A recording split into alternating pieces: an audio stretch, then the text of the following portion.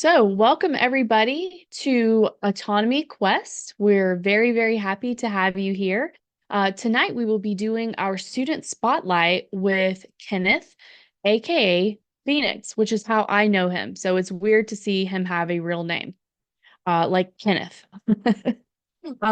So we are going to basically, I think most of you know, but we are going to play a clip of discussing Phoenix's journey through autonomy, hitting some highlights, his conversation with Richard, and then we're going to come back and we're going to have a little interview with Phoenix, and then we're going to open up the floor to conversation between prospective students, graduates, Q&A. So please feel free to join in, unmute, ask your questions, get your questions answered, and yeah, let's have a fun time. So I'm gonna go ahead and get it started and share this video of Phoenix's journey.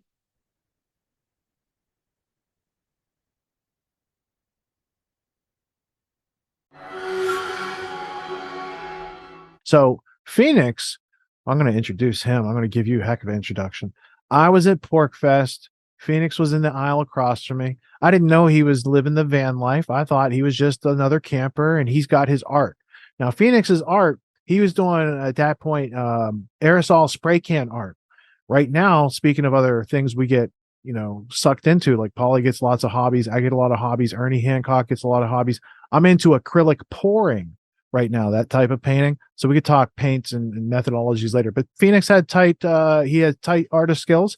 He's got his paintings up for sale. He made a custom autonomy painting for us while we were there.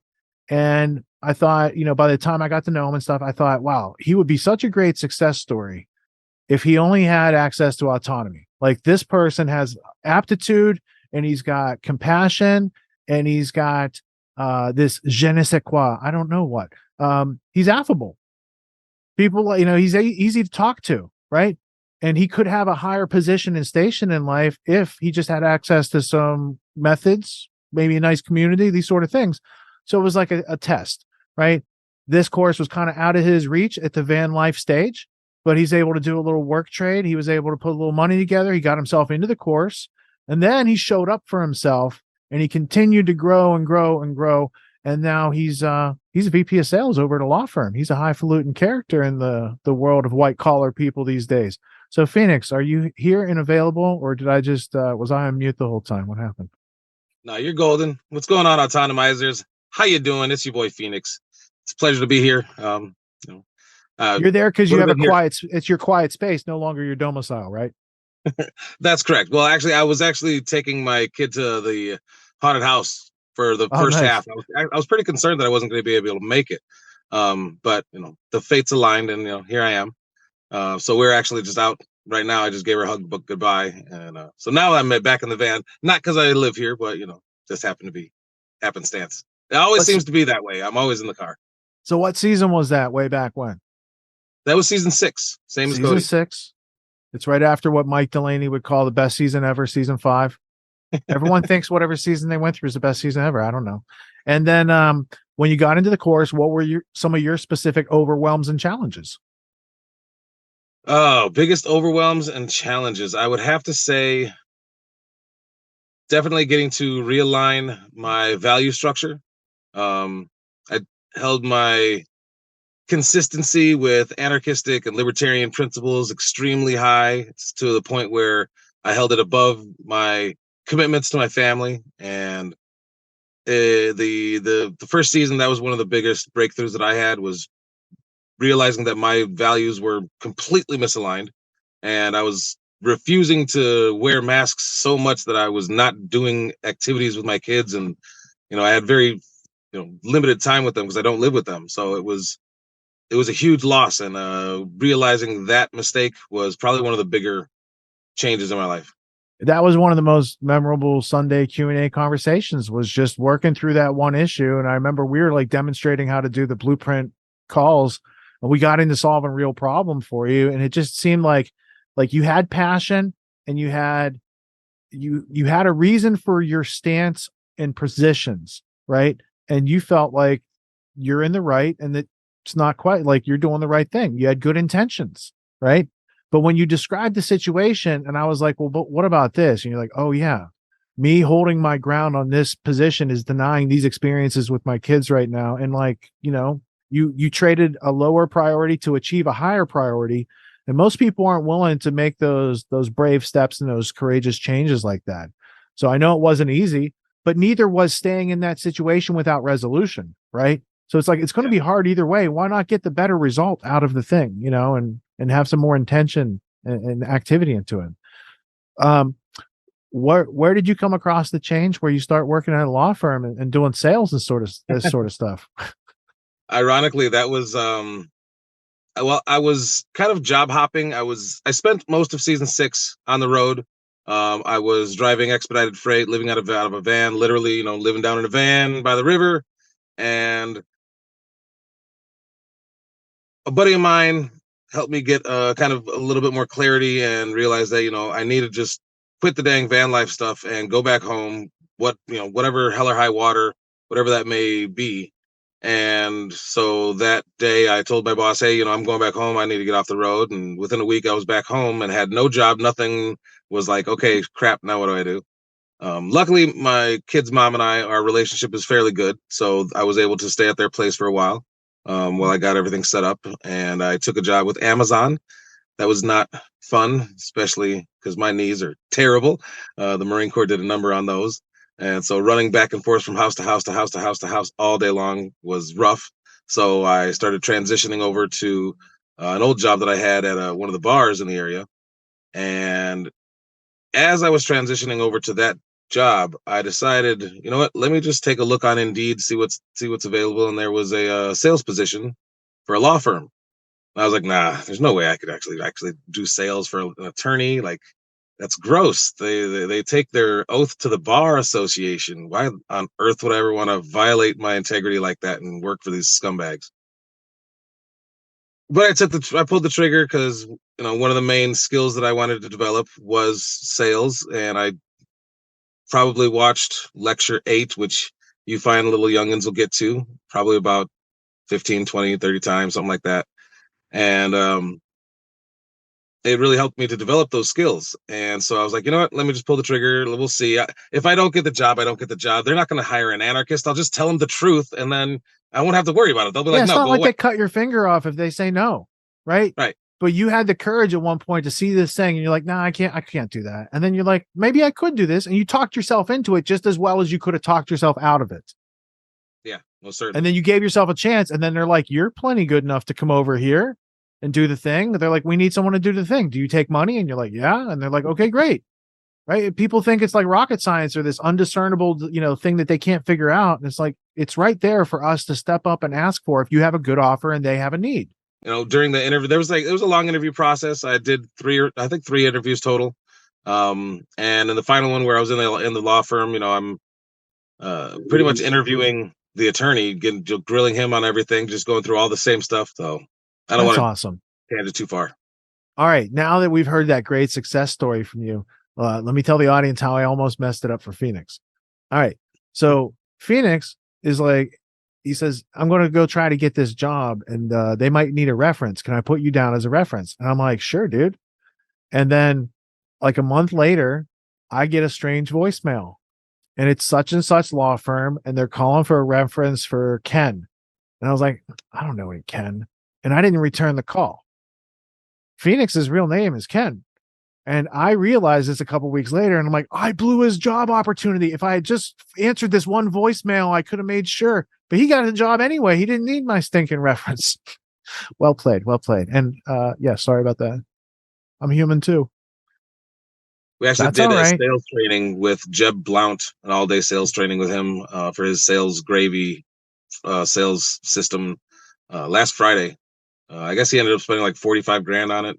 All kinds of brought the guy, flew him out, spent 20 grand. I was like, man, all this could have gone to cheap Autonomy. Sales training. You should learn how to do that gig next. That traveling sales trainer for those that's kind of what Ron does. Only he does the accountability coaching. Like you could partner up and go to those places and large. Well, because of the skills that I developed through Autonomy, I started, there was a couple of sales classes that we had that you were offering, and I had taken some really good notes, and you're like, hey, you want to facilitate a couple of these for us? And that became a pretty regular thing for a few months, where I was teaching a basic intro to sales course.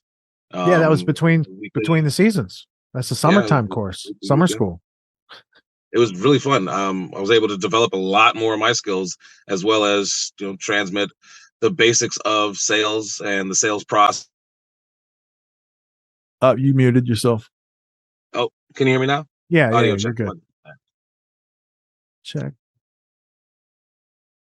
So Where did to I get leave you off? My back, apologies. that's all right. No, there's a little Zoom delay. This is all par for the course.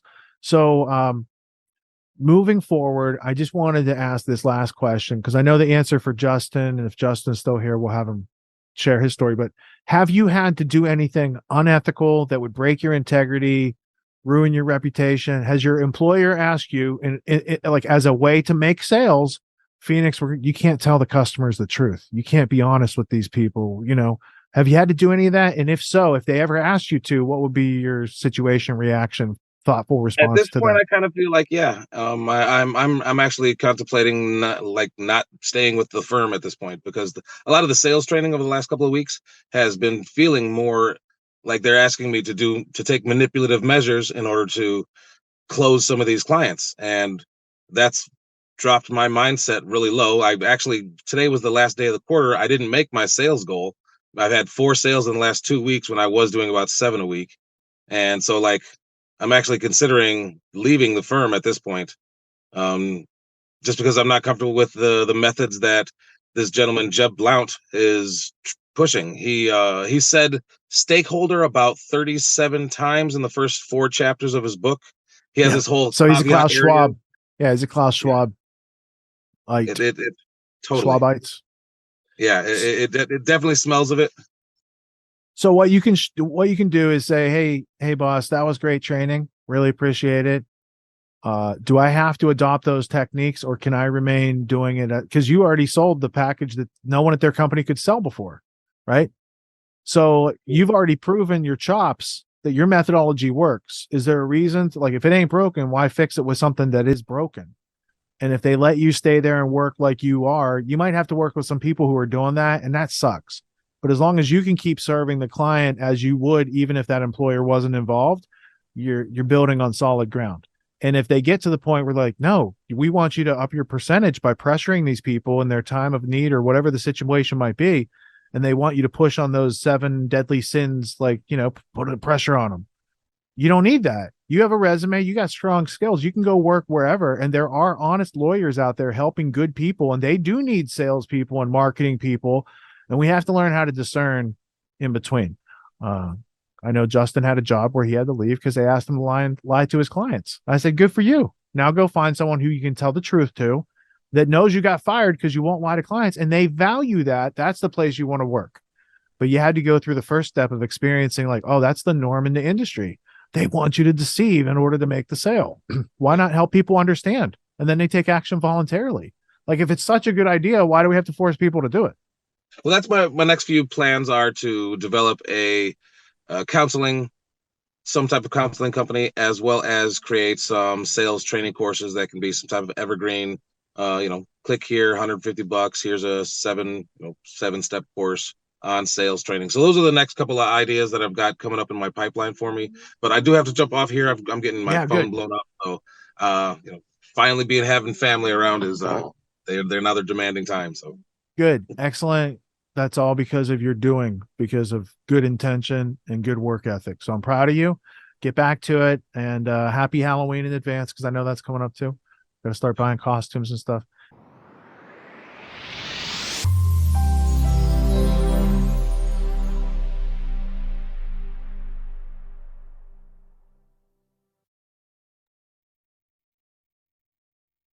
All right. Welcome back, and welcome officially, Phoenix. How are you? thanks, Ashley. Doing pretty good. It's a great day. That was an interesting throwback. Yeah, that was one of the things that I wanted to ask you about was what do you think about that? Because that was last September, and I remember it quite well because I that was my very beginning of autonomy journey. And so I was there for the meet and greet, and I got to hear your story. So some of the goals have been accomplished. Some of them I've been put onto the back burner. The sales course, I ran into a lot of complexity trying to design that. I initially tried to have ChatGPT develop me a scaffolding, and then I was going to flesh it out. And Stefano and I were working on it, and it just ran it. I started just kind of working on it alone, and I kind of ran into just writer's block. I couldn't really flesh it all out or figure out exactly what I wanted to say or why I wanted to say it. And then I started rationalizing reasons not to, started talking myself out of it. And I finally came to the conclusion, like, well, why would I be teaching sales? Like my course, there's so many better courses, da da da da. But and then I eventually just kind of put it on the back burner because the holidays started kicking in. I had plenty of rationalizations and reasons not to. But I mean, it's still on the horizon. It's still on my little task list, so it hasn't been completely abandoned. Um, but the successes, I'm still at the firm. I'm currently training a new community outreach person that's going to be essentially doing lead generation and lead development, outside sales stuff. Um, that's been a fun process. Sales are up. Still about 4 away from the where I want to be on track for the quarter as far as sales, but I did 8 this week. I've done like 35,000 in sales the last 2 weeks. So I mean, cases are still moving in. I have maintained my own method of conducting the consultations and doing the sales. It's pretty simple. Basically the same stuff that we learn in autonomy. Identify the situation, what are the problems, what are the goals, build a bridge. And Yeah. it worked. Yeah. So it's very interesting to get your update there because I have been curious about that, especially like just with our chats. And I know you've been really busy in between seasons as well. So why don't we go back? Why don't we start talking about where did you even hear about autonomy to begin with? I think the first time I ever heard of autonomy, I was listening to Ernest Hancock, and it must have been 20. Well, I think the first time I ever heard of Richard was in 2016, listening to Ernie Hancock. He was discussing the trivium and the quadrivium, the classical education system. I was like, "Ooh, that's really interesting." But I kind of put it on the back burner because I was like focusing on so many other podcasts at the time. Um, and then he was on another show as a guest. I think it was School Sucks podcast with Brett Venat, and they were talking about the trivium, and I think he had already started developing like the scaffolding for autonomy at that point. It was kind of like a proto autonomy, and I kind of put it on the back burner again. And then when COVID and everything kicked off, and he started doing Grand Theft World, well, I got really into it. I was driving at the time, so I was able to listen all the time. 7-hour podcasts or nothing. Then I found the Peace Revolution and all the other work that he did, and that was my playlist for a year, all day, every day, and started just mowing through the Peace Revolution and 20-hour podcasts where, that's 2 days and I'm done with one. So I was able to really kind of grow a lot during the time that I was on the road. And at PorkFest, I saw Rich and I was like, oh, this is a great opportunity. We did a little what do they call it? The blueprint sales call. I kind of walked around with Lisa and we just kind of had a conversation about it. And I kind of realized, yeah, this is something that I can make. I can make this work. And I pulled the trigger, had a down payment, set up a payment plan, and the rest was history. Okay, great. Well, I do like the story and I like the idea of being able, just kind of being on the open road and listening to all this very wise, very good information from Rich from his previous podcast, but as well as Grand Theft World and being able to really help process the events that we find ourselves in. Being a liberty-minded person, especially after 2020, it was really difficult, I think. And maybe you would agree with me on that. So why don't we talk about when you got into autonomy? I mean, did you feel like you had a pretty good idea of what the course was offering? Were you kind of going in like I'm going on a self-discovery journey? Did you know what you wanted out of the course? Talk to me about that. Not particularly.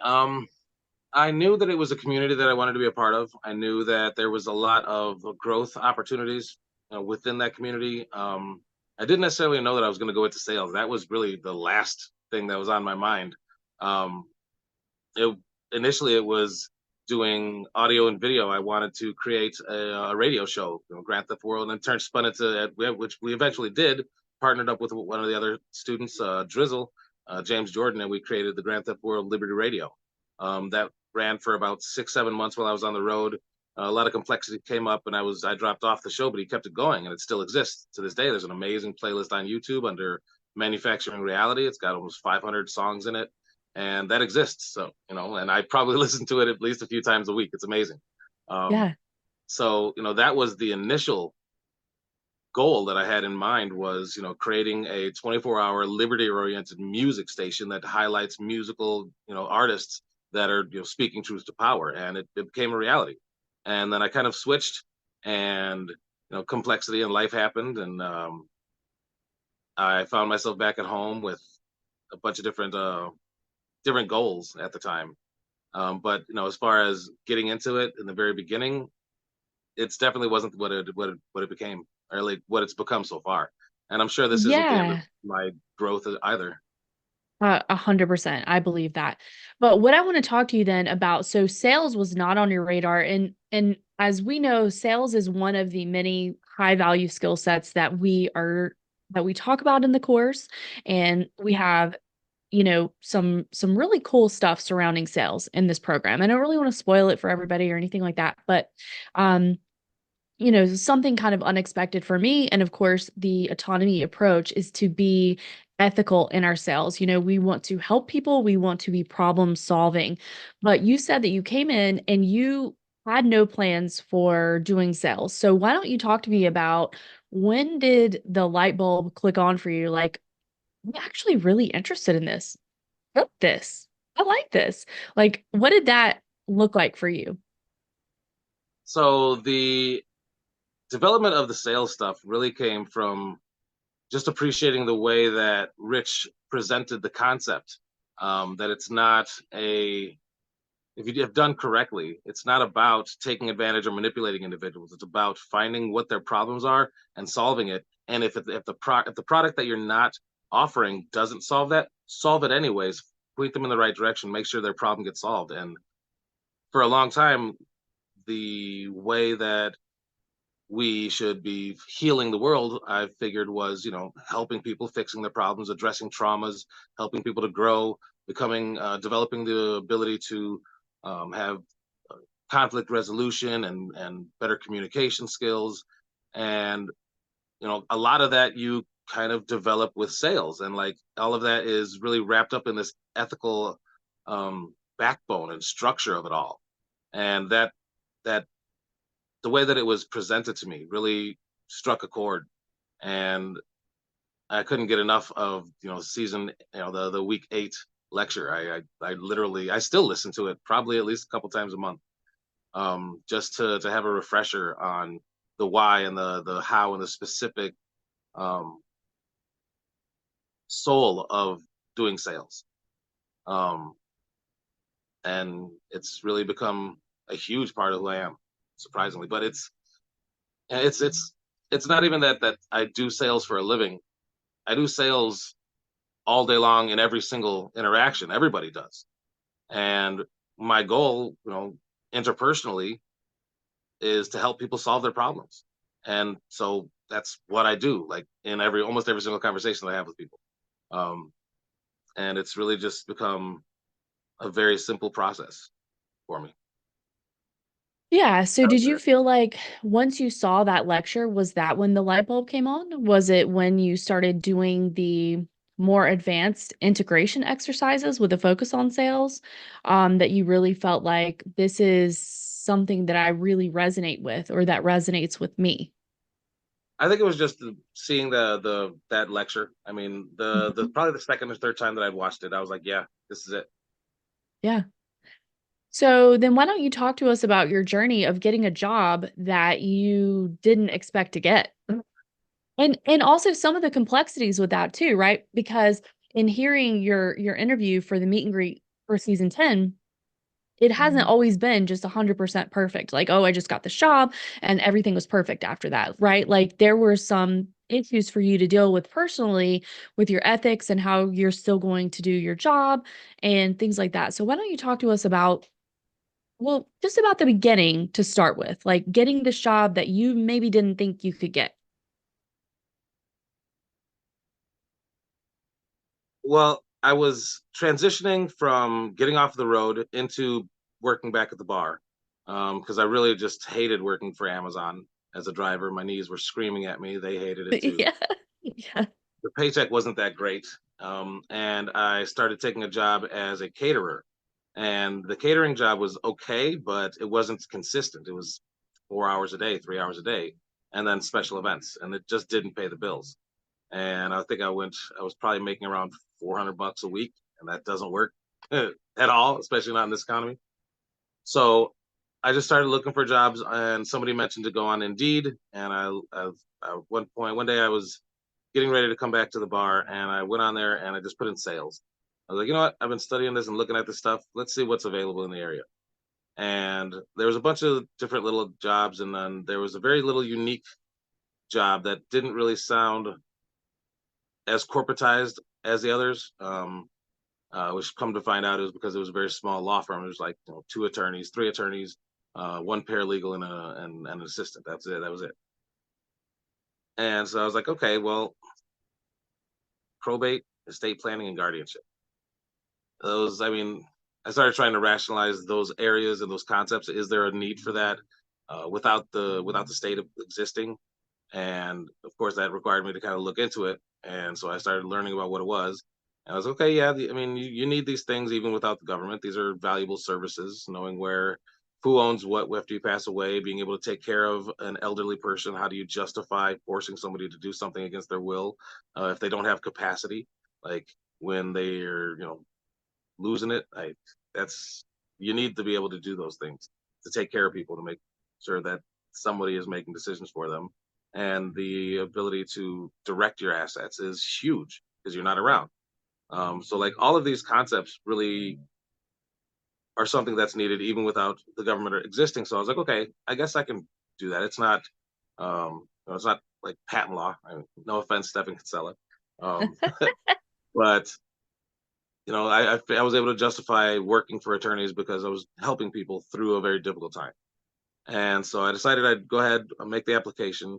And the first thing that happened was I think the attorney reached out for a phone consultation or a phone interview. And it was a short little one, about 5-10 minutes. And he said he'd be sending some extra information. And it ended up being a personality analysis. Um, and I take my integrity, my honesty very seriously. And so I was like, all right, well, I'm not going to get this job. So So was this where you were honest about your political beliefs and your anti-government yeah, leanings? yeah, I didn't And pull they back. were I didn't and hold they any were punches. receptive. They didn't really even. They kind of didn't even address it. Honestly, they didn't. It didn't become a thing where they seemed to need to push back, which was interesting.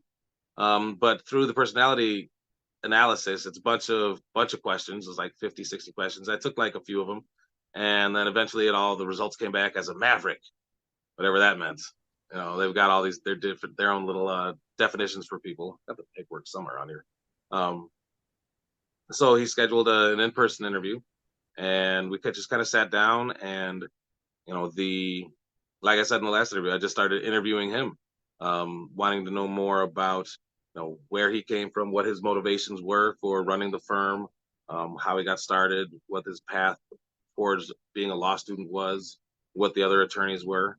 Um, and it really became more of an integration exercise where it was just me getting to know him. It's just a conversation.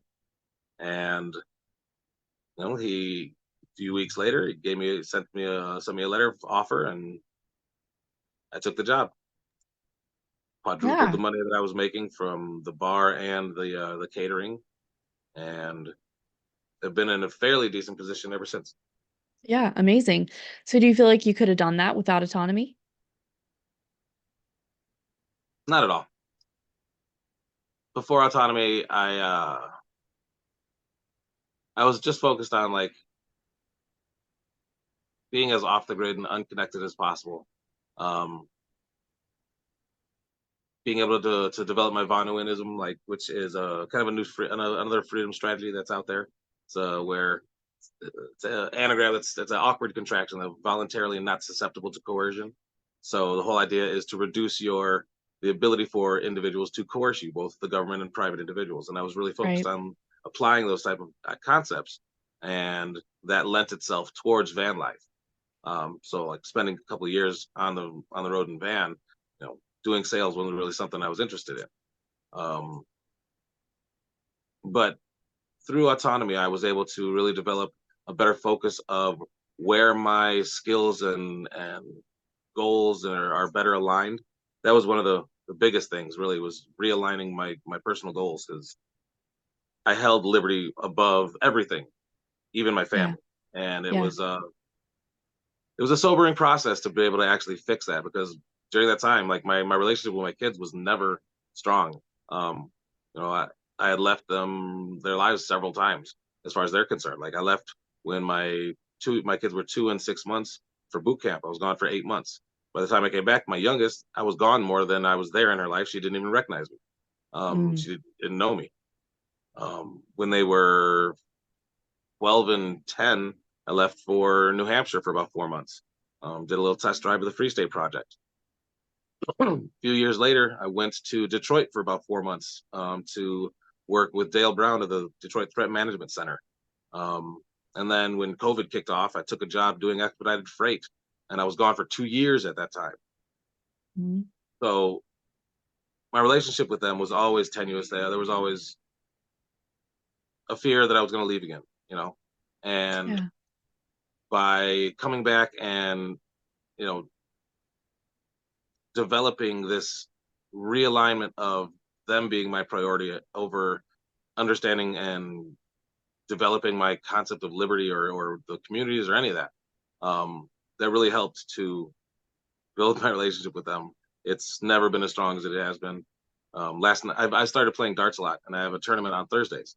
Well, I had a tournament that was supposed to go U2 yesterday, but last minute, about 5:30, my kid calls me and she's like, "Hey, Dad, Mom was supposed to take me to this um, play up on the north side, but she can't. Can you take me?" I was like, "Swear, I've got a tournament. I can't." Um, and eventually got off the phone and started calling around, trying to find somebody that would cover for me at the tournament, because I was like, that doesn't really matter. What matters is, hey, I'm gonna get to spend some time with my kid. Like a whole 2 hours, we're gonna go to a play. Way better than throwing darts. Um, so like just being able to step in and be there and be from with my kids has been really one of the most amazing changes in my life. Way more than the sales position, way more than anything. Like the ability to overcome that complexity has been really the biggest change for me. Yeah.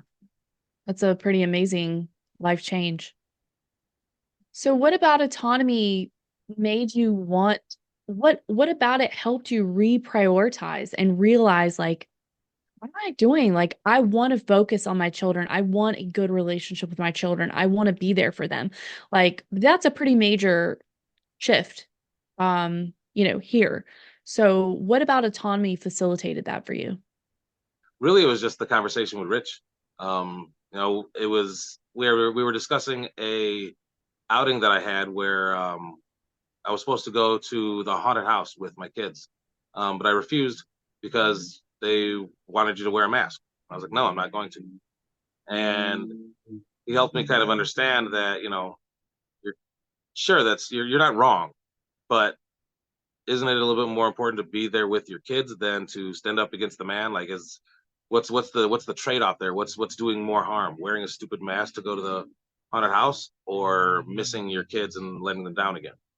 And it made me kind of realize that I was holding on to liberty so hard and integrity and this idea that I have to be 100% consistent, um, that it was having a negative impact on the reason that I wanted to be so consistent was for them. That's the whole reason that I even cared about liberty in the first place.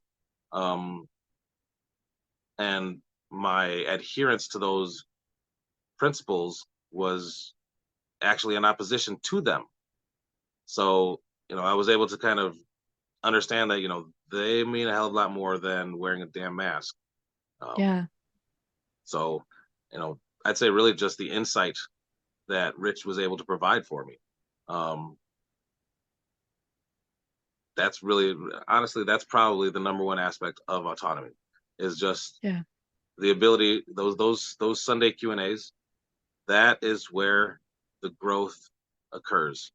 Those Q&As are the opportunity for so much context and perspective to be brought, not to mention the mastermind groups. Those mastermind groups are, you know 6 7 weeks, 12 weeks of 13 actually. No, mine was 13 because reasons.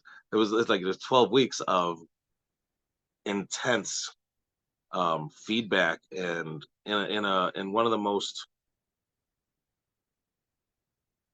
I don't want to say safe spaces, but one of the most like growth oriented, supportive areas that I've ever found in my life. Um, because it can get intense. So I don't want to, like, definitely not in a safe space, but it's definitely growth oriented and supportive. Um, and like just the ability to really do introspective contemplation and get that feedback really is what helps to facilitate that change. So, starting autonomy, we had talked about a little bit, or you had discussed in that video, like, originally finances were a bit of a challenge. So, what about the program, or what about you made you decide that you were not going to let finances be the reason that you didn't take autonomy? Like, that you're gonna show up for yourself, you're gonna make a commitment, figure out how to make it work. Why didn't you let that be your excuse? Well, I realized that the value that I was going to get from the course far outweighed the monetary cost. Like the the ability to pay was there, and I was trying to talk myself out of it. I was making up reasons and excuses I uh why I couldn't afford it, and they were all just paper tigers. None of them were really real compared to what I was going to get with that group, and with that sphere of influence, and having all of these amazing well springs of knowledge to tap into. Um, those price objections kind of fell away because I was able to actually identify the value of the course, and the money wasn't really an issue, because also there was flexible options. I could make it fit my budget, and I had the ability to do that. So after a little bit, the price of, as with most products and services that you truly want, the price objection solved itself. Yeah, and you realize the value truly of the investment in yourself. Yeah. So, let's talk about challenges in autonomy. When you got in, did you find it to be a scary place? Did you find it to be objectionable? You know, challenging for you? And if so, what was challenging? I'd say the biggest challenge was the time commitment. Um, Being able to show up for yourself and not make excuses to not be there. That was probably one of the biggest challenges for me, because I can talk myself into or out of anything, and Well, you're an excellent salesperson, so yeah, the problem is I buy it for my own self sometimes when I really shouldn't, because but making those you're too time good. commitments. I don't know. The attorneys might disagree. I'm still behind on my sales goal, so there's room for improvement. Well, yeah, really, it was the time commitment for me. making sure that I want that, because I really wanted to be there in the thick of it, because that's where you have the ability for growth, because you can't ask questions on a replay. Right. Showing And up. yeah, absolutely. That really was one of the things I really wanted to make sure that happened.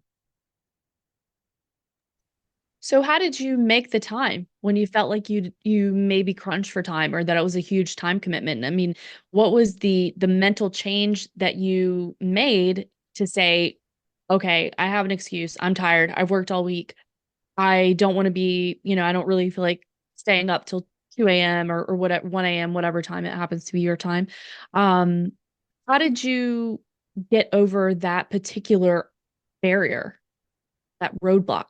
Well, I was still on the road, I think, for most of the first season, and you know, the ability to make the time commitment was there, but I was talking myself out of it. So I just kind of stopped making excuses, because there was other things that I wanted to listen to, or um, spots that I had to be at. My drop times would be all over the place, and sometimes they were during the class. So there were interruptions, and I just kind of kept pushing forward and showing up when I could, and not stopping and not quitting. So really, just persevering and not quitting. Right. That was kind of how I was Persistence saying that. despite resistance, as they Yeah. say. Well, what advice would you give to um, to new students and potential students, people that are here with us tonight that are looking at joining Autonomy, Aside from don't smoke, um, aside from that? I would probably say, um, there's no time like now. The world isn't going to get better. The skills that you're going to develop through this are, if you devote your time to it, those skills are going to pay off in spades. And the fear and the apprehension that you guys are feeling before joining, um, it's supposed to be there. That's normal. That's natural. That's what's going to make you actually look into this and make sure that this is something that you can do, because it's not for everybody. It's definitely not for everybody. It's not for every anarchist or libertarian either. You need to be a special breed to come in here and thrive. If you're willing to put in the work, you will succeed. Um, but make sure that it's right for you. Um, and throughout all of the challenges, because there will come challenges, um, be prepared to be honest with yourself, and forgiving with yourself, and loving with yourself. Um, Bear in mind that it's a journey. It's not a destination. Yeah, that's really great because and like we said before, you're still on your journey, right? Like you're looking at maybe adding another job to the job that you're doing now. Like you haven't, it's not like you figured everything out, but you have figured out the direction that you want to move in, and you developed and figured out a skill set that you are really good at and that you excel at that you maybe wouldn't have been able to identify previously.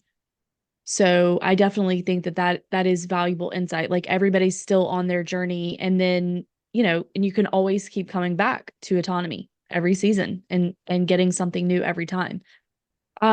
So I do want to ask, whenever you were speaking with Rich, you were talking about your art project. So are you still involved in creative ventures these days, or what are you up to in that regard? I haven't painted in a while, but I mean, I've got a few back here that I did do. Those Oh, were cool. created for Pork Fest. Um, but since Nice. winter, most of my paints stayed outside in the winter. I had a nice little setup with like my pop up tents and canopies, but it snowed and I never took them down, and then they collapsed, and so it's still out there. I could still do it. I'm planning on um, going to Pork Fest again this year, so I might do some more items for that. I'm going to have more availability this year, so I think I'll actually be able to run the auction house, which I tried to do last year, and it didn't really work out because the time commitments that I had didn't really allow it for proper marketing or for me to actually do it. because it was going to be over at one place. Then I had it at the main pavilion, and there was nobody that actually showed up for the auction, and it was kind of a dud. But I got to learn a lot more about how to properly plan it, and how to market it and so forth. So this year we brought on Steven. He's going to be helping out with the production this year. So we're going to be able to spend a little bit more time out, in enjoying the festival, as opposed to just being in the pavilion the whole time doing videography. And we just made our proposal last week, or I'm sorry, yesterday, and it was pretty much accepted all across the board. So we'll be there doing videography again this year, which I completely developed through Autonomy. When Stefano came in, he's been a wealth of knowledge on the production side, and he and I really tapped into him because I started doing video editing as well. That was one of the first skills that I wanted to develop, and so like because of that, as we got the job doing all of the production for Pork Fest, and so now I'll have more time to actually sell the paintings that I'm going to be creating for that this upcoming spring and into the summer. Okay, We got that's to find a new awesome. place to actually make it because housing is a little bit tenuous at the moment. So I might be going back to van life. I don't know. We'll see. Yeah, well, hopefully if you do go back to van life, hopefully it'll still be in a capacity where you can still spend a lot of time with your kids. Exactly. I don't mind if I'm in a van if as long as I'm around here. And Yeah, I've already spoken to the attorneys about it. That everybody's aware. I'm going to probably throw all my stuff into a storage unit and move into the van. But the ability for housing, I've got a few good options, and the attorneys have offered to pay for a down deposit on any place that I needed. So I mean, I've got that available. I just got to pull the trigger on it. yeah, Um, so like that problem's already going to be solved. But even without that easy solution, going into this whole new crisis issue that I'm running into right now, um, I knew that I would be successful. I wasn't afraid. Um, this level of complexity, it's not a problem. Like I'm not afraid to be able to handle the problems when they come up, because the universe does not care what you're dealing with when you're, or how successful you are when it drops a complexity bomb in your lap. It doesn't care what community you're a part of. The universe is gonna make bad stuff happen, and you have to be yeah, able to overcome that no matter what. And a lot of those skills and that mindset really has been developed through Autonomy. That the ability to persevere and just persist. What's the richism? Persistence. persistence. Yeah, persistence despite resistance. Yeah. I've been gone for about a season. Some of them gone away, but that whole Yeah, I idea hope of you overcoming. better be in there next season. I'm gonna try. I'm gonna try.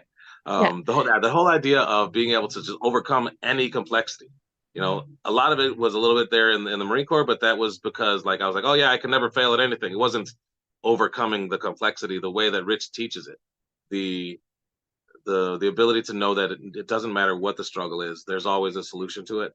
That really was able to help solidify my mindset coming into this new struggle and complexity I'm dealing with. Yeah, that was something that I have noticed for myself as well. It's not that I handle everything perfectly, but I feel in a better position. Like I am a lot more able to just say, okay, this is happening. This kind of thing happens all the time and worse to people. It's not a big deal. What can we do? Like, what steps need to be taken here to manage this and move on with my life? Right. Right. So that Complexity has been doesn't a, matter. Complexity does not matter when you know how to high value problem solve. It's all life yeah, is. It's all complexity yeah, is. It's a high value problem. yeah, Okay. What's the situation? What's the problems? Where do I want to be? Build the bridge. And that's yeah. for everything. That's for everything now. You know, you have that solution and that intellectual self-defense to know exactly what you have to do to overcome literally anything. Yeah. And I think too, with having the autonomy community, you make so many connections with people. So a lot of times you know somebody that you can, hey, do you have anybody that you recommend that you've connected with that I could talk with about this? Or maybe you already know somebody that you did an integration exercise with that you can reach out to and have a conversation with, feedback, ideas, solutions potentially.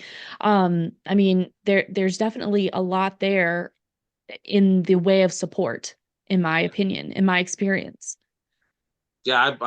I'd be lost without Stefano. Like that guy, that's my best friend these days. Like honestly, I love that guy.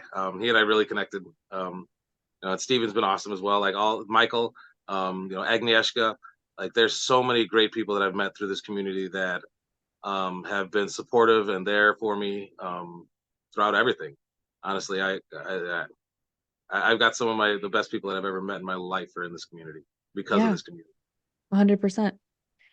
Okay, well, we have definitely talked quite a bit. So before we open up the floor, I just wanted to ask you, is there anything that you because you were on the call last week with Rawat, and so is there anything that I'm forgetting to ask you? Is there anything I'm forgetting to cover that people should know?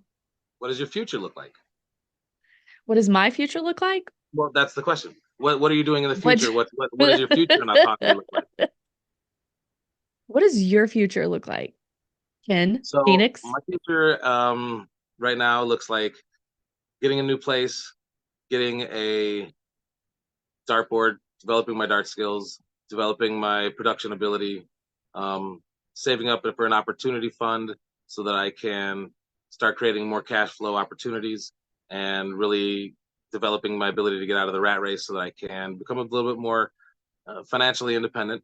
The job is nice, but I'm going to need other outlets. So that's really what my future looks like. And future and autonomy, hopefully, I mean, I don't know if Rich is on the call, but maybe setting up some interview booths at PorkFest, I think would be awesome. I think an autonomy interview booth would be amazing. We just spoke to Constance from PorkFest yesterday, and that's one of the options that we have. One of the offerings we made them is doing mobile interviews, and I kind of mentioned offhandedly, well, autonomy has this amazing setup over there. They're all about interviews. I mean, that's what like a lot of the integration exercises focus on. Why don't we do something with autonomy to develop some interview sessions, make a booth where we've got a steady cam, and some of the students can come in and cut their chops on doing interviews there, and Stefano and Steven and I can have a beautiful place for us to film and get steady cam shots for interviews of some of the more high profile guests to us to PorkFest. So I don't know if Rich is still on. I'm pretty sure he's got his earbud in. If he is, what do you think, Rich?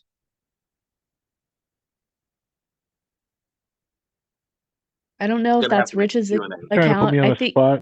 oh, there he is. Now, considering it is a business option, we can take that offline. But I would love to know if you're interested to hear a proposition. We take all propositions offline, but it's good to know how to make an offer in the market, isn't it? Absolutely. I like when Ashley had to say, yeah, his name's Ken, but we all know him as Phoenix.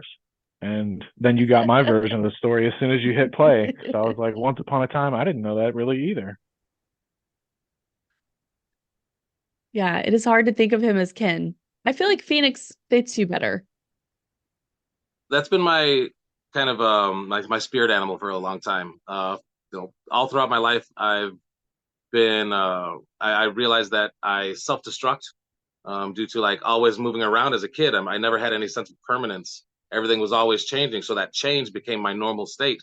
So I would always self-destruct and ruin stuff in my life because I needed something different. So I took on the moniker of Phoenix, got a tattoo, and kind of been calling myself that for a while.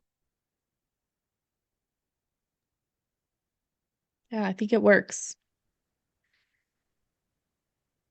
All right. So who has questions, comments, concerns for Phoenix or about autonomy in general?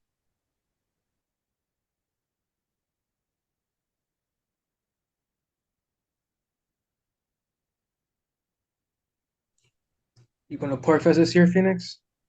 Yes, sir. We're running the production crew again on the main stage, and we're going to be doing mobile interviews and all kinds of great stuff. We got a drone set up, hopefully, if they accept the full package. Just waiting on acceptance at the moment.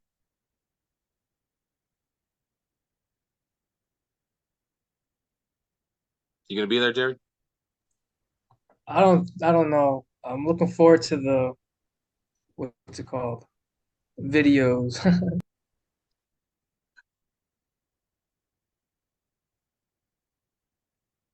depending on what they accept, you might be able to watch the pavilion talks from your house. Who knows?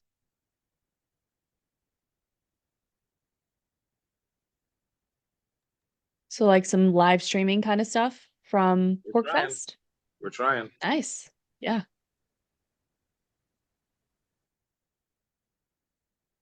I think Phil was trying to maybe say something, but I don't know if he was able to unmute. Phoenix, I wanted to know, the last time I talked to you, you were coaching football. How did your season go in football? We had a winning season. We made it into the playoffs. We won the first game of the playoffs, and then we lost the second game. But yeah, that team was amazing. Those kids are absolutely fantastic. Is that something you're going to continue to do? Not for this season. My knees are a little shot, and I just don't have the time for it to devote to it. But it was an amazing experience, honestly. For a long time, I kind of would criticize, football as sport ball, but the ability to really have an impact on those kids' lives was really, really, really rewarding. Yeah, And you that's couldn't really, have coached football from a van. yeah, that's for sure. And it really the coaching it That's helped me to opportunity develop my sales cost. skills too. Yeah, I mean, so that's like your opportunity cost. As long as you're doing this one thing, you can't be doing this other thing. And so your opportunity to move allowed you to like realize more of yourself that in ways that you couldn't see from the van, right? Yeah. Because driving all over the country, that's the ultimate in inconsistency. Nothing is ever the same from one day to the next, and you can't do anything. Can't make any routes or get any stability like that. I was with Stefano when he made that video for for the high schoolers. Was that the final version? I don't think so. Which one are you talking about? For the football team? Yeah. I haven't been able to see that one that Stefano made. The coach asked me if I would be able to make another one this year. As usual, I take on too many dang projects, and I had to step away from that one. I just didn't have time to actually create the video for them this year.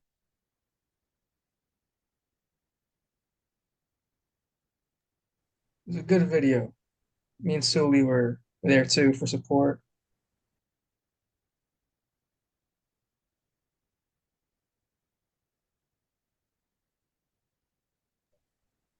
So is your relationship with your kids better nowadays? Never been better, honestly. Especially with my youngest. She actually started working with me. She's bussing tables at the restaurant now. Oh yeah, like nearby your town, your house. Yeah, like 3 minutes away from her mom's house.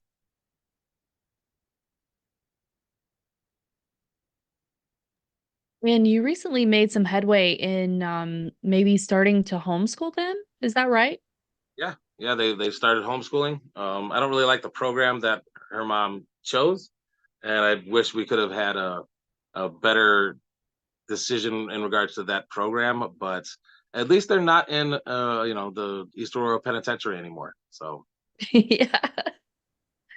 Yeah, that's a huge victory in and of itself. And with you able to spend more time with them, hopefully you can also drop some information, plant some seeds with them, that will grow in the years to come. well, during the week I'm still working 9 to 5, so it's pretty much the same as that. But um, you know, they have a lot more autonomy and self-direction. I actually developed a course for them based off of Rich's interview with John Taylor Gatto. I broke it down into half-hour increments. They're to watch a half hour of it each day, and then there's a series of questions that I've got for for that half hour. I think I've got around like 50 questions per half hour at this point. I've broken it down into 10 so far, 10 different increments with 10 little quizzes for them. Nice. I feel like Mike Nimitz would be proud. Well, I had to bribe them. They get $300 if they complete it. I am proud of Phoenix. And even though I do not like his haircut, I know that in the future he'll go back to his real haircut someday. You want me to grow it all long again, huh? It's so funny because I'm staying here at the hacienda with this astrologist, And she took a look at you and she's like, that's not the right hair for him. Yeah,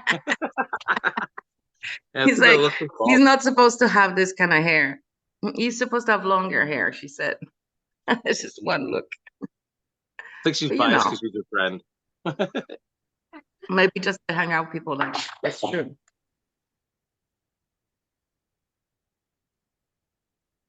All right, so we've got a global meet and greet in a couple weeks. Folks are here because they're interested. We have a bunch of graduates here. You guys don't even have to ask me any questions. If you want to get your questions answered directly from a graduate, you could just say, hey, is there a graduate here who can answer this? And you don't have to raise your hand. You can just unmute because it's a small, intimate gathering of freedom-minded people. What's the question? I'm sorry, Rich. The question is, who has a question from the people that aren't? Yeah, the question's not for a season 1 graduate who's been through 10 times Agnieszka. So just wait for someone to ask a question.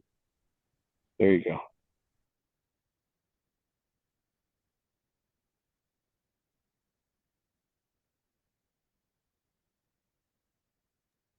Oh, we need to break the ice yet. Should we do a breakout room? I have buttons here. I could do that. Yeah, we could do a breakout room. Let me say it this way. Who wants to be the first courageous, intrepid person to break the silence and ask a worthwhile question that might benefit yourself and the others in this room?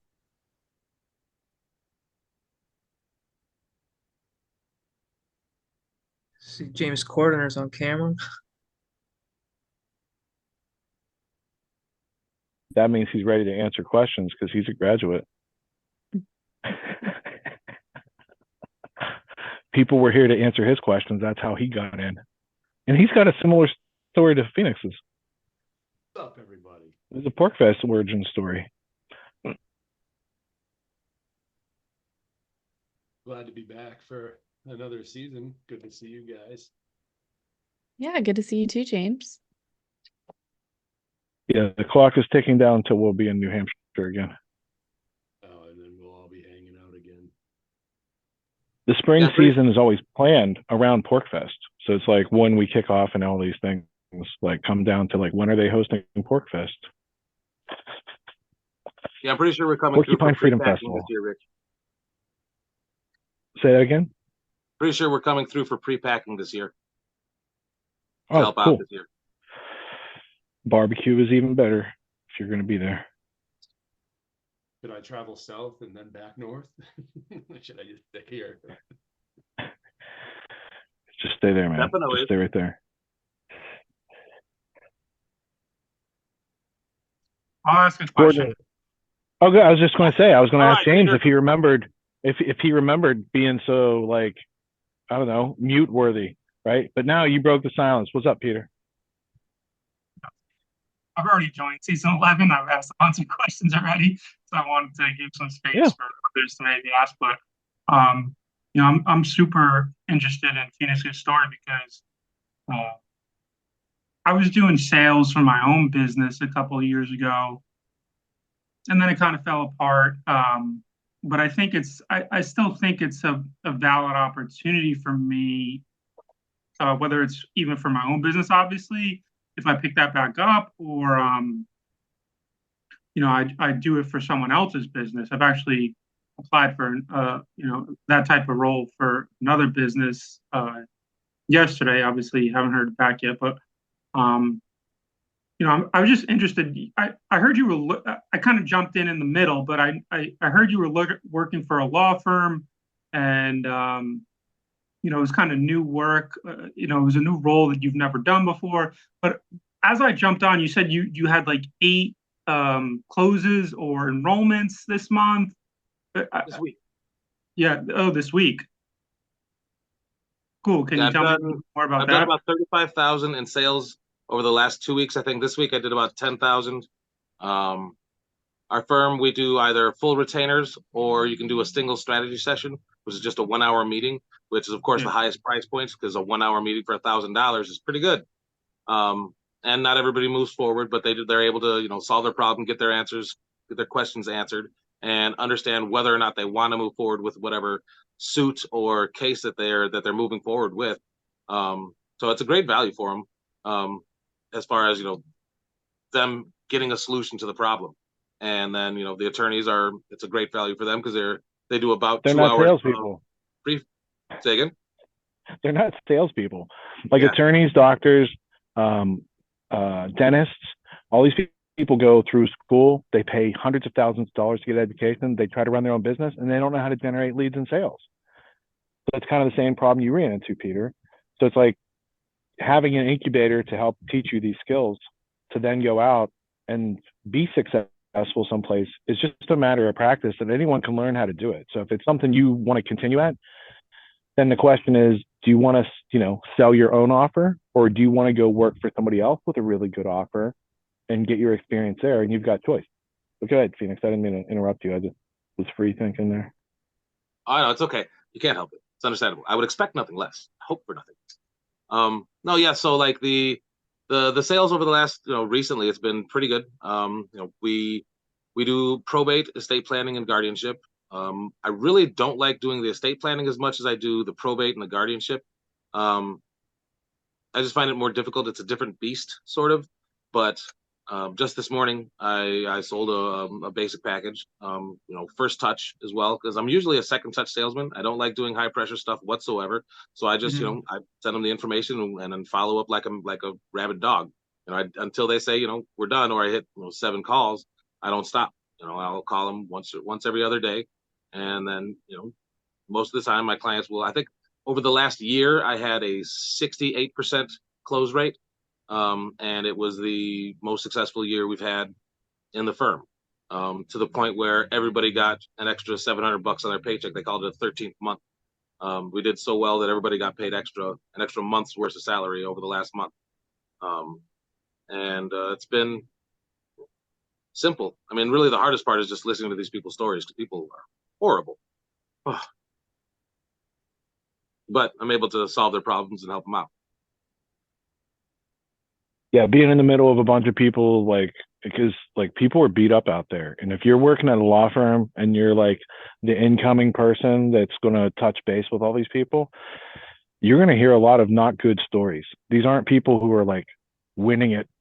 They're people who just got trampled on or run over in life, or, you know, upside down because the state knows more about the inheritance and the property of your loved one than you do. And so it takes a special talent to meet them and say, hey, look, you know, as a fiduciary, I'm here to help you make a better decision, whether or not that involves, you know, what we're doing here. This is what we're supposed to help you do, right? And in Phoenix's case, I'm sure it's not that 68% say yes. It's that the other, what is it, 32%, something like that, say no. It's not that they say no. They might not be qualified. He has to send them packing. You know, this is not the thing that you need. This is what you need over here, right? Or some people choose another firm. But yeah, I had 22 consults scheduled this week. I conducted 18 of them. I rejected 4 of them. And then I had one that went ahead right away. I've got 5 pending right now. And the others are just in post-consultation mode, waiting to make a decision. What would you say is the number one thing from like the integration exercises and kind of the sales information here that has helped you succeed in that role? The bridge building, being able to understand what their real problems are, and making sure that that we're able to help, that it's the right product for them, and then elucidating and being able to explain how your product is going to help them. Being able to break down the specific steps in building that bridge from their problems to a better life, on the other side of those problems, so that they can actually see what the product is, how it's going to help them, how that change is going to happen in their lives. That whole thing is something that I learned through Autonomy, and then ended up teaching to other people.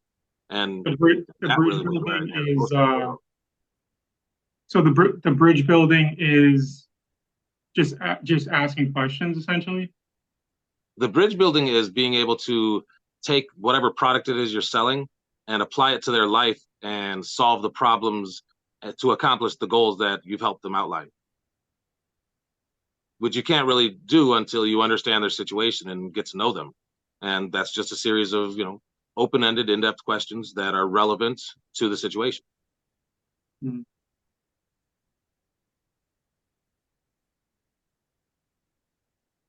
Although sometimes I feel hamstrung because we only have about 40, 45 minutes. And a lot of these situations, they need more than 45 minutes. Yeah, I was going to ask, how long is an average call for you? I usually go over. So it's about 50, 55 minutes. But it's not like the estate planning consult that I did today. She was sold in 25 minutes.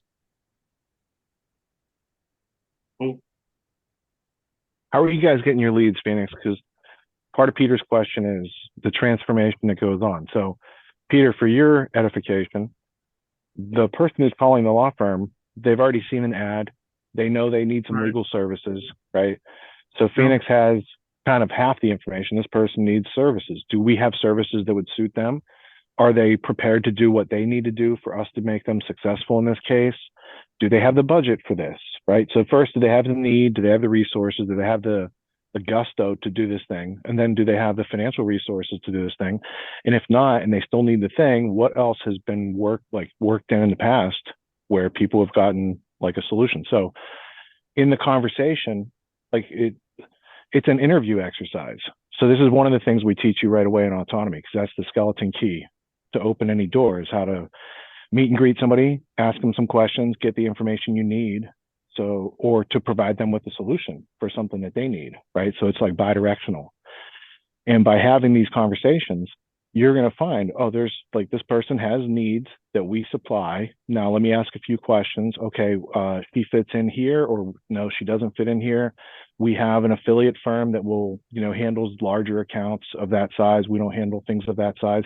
So he kind of has to assess. It's just like if he was a construction person and he's general contractor. Is this person looking to build an $8 million mansion? Because we build $400,000 houses. We might have to send her to another contractor that we know, right? Otherwise, if she wants $400,000 house and already has the property, and the scheduling meets up with our scheduling, and the finances meet up with our finance, we could probably do business. Yeah, makes sense. Yeah, our lead generation funnel starts with marketing. He's got a team. The managing attorney has a team that he has for marketing. Been trying to get them to transfer over to Autonomy Unlimited for so long, but he keeps not pulling the trigger. But they go through that. They do outbound lead generation through Facebook and the website. They have a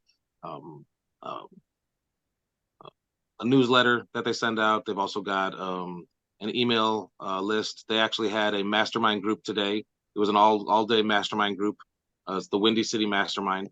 So he has a lot of clients that come through there, especially for estate planning. Some of the lead generation. So we just brought on a new guy, Jay, and he's going to be doing outside sales lead generation. And he's been sitting in on my consults for the last 3 weeks or so. So he's really getting an understanding and a feel for the business, so that once he goes out there and does his presentations, he'll be sending higher quality and better qualified leads, because that's what I've been complaining mostly about, is that by the time they get to me, not all of my leads are well qualified. Not all of them are in the right position.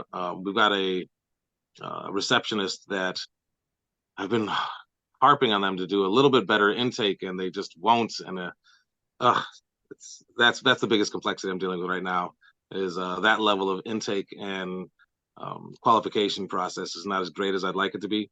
But they've got a pretty substantial lead generation funnel. I think they spend around $11,000 a month on lead generation.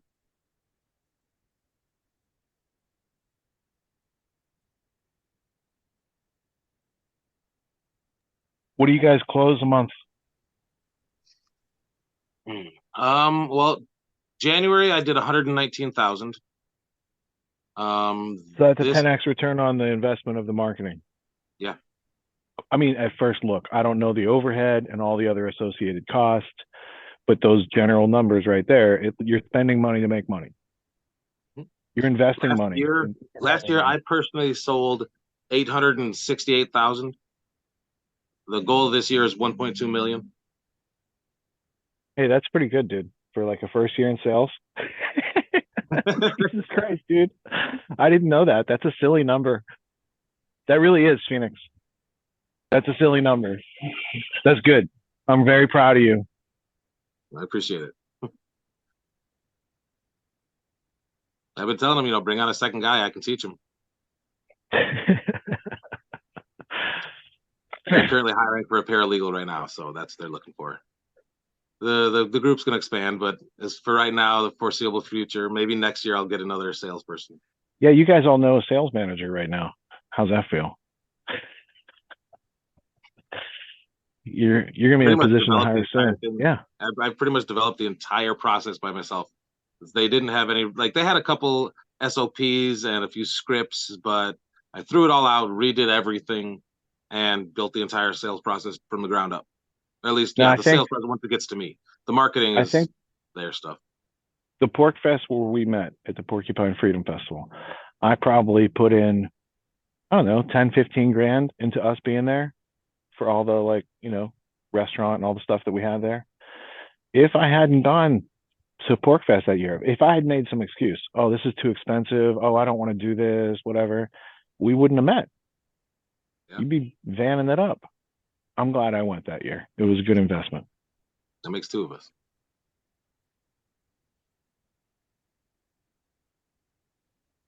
It's tough because it was like Babe Ruth. I could call the shot, but you had to swing the bat. I'm like, that guy could be great. He has such a future ahead of him he doesn't know about. And, being successful, it doesn't remove all the complexity either. But, because I'm dealing with my own stuff right now still, it doesn't ever stop. No, it doesn't make you perfect, but it lets you know that you can grow and you can overcome these obstacles and challenges in front of you, and that you can be more than your yester self, because we need that for the future. Like, we're not going to meet the demands of the future with our skills of yesterday. That, I think, is the number one concept that I've ever pulled from Autonomy. It's not the sales skills. It's the ability to persevere and to overcome and to know that I can. To not quit on yourself. Is the number one. That is it, yeah. That's the best value that I developed from Autonomy. And as a coach and mentor, I know that when somebody I've trained won't quit on themselves, I can walk away knowing they're going to be successful, because that's the secret. And Phoenix knows that secret for himself, and he can't forget it for the rest of his life. He can't unlearn it. Like, he now owns it. And I believe, like, this is our birthright to own these types of skills. And they're not easily available or attainable otherwise, which kind of sucks. It's a big world. A lot of people need this. We prefer to serve it up to people who have a conscience and are freedom oriented, because otherwise they're just going to use these types of skills to build more New World Order stuff. We don't need to give them help. Nope, we need to heal. Peter, did that answer your question?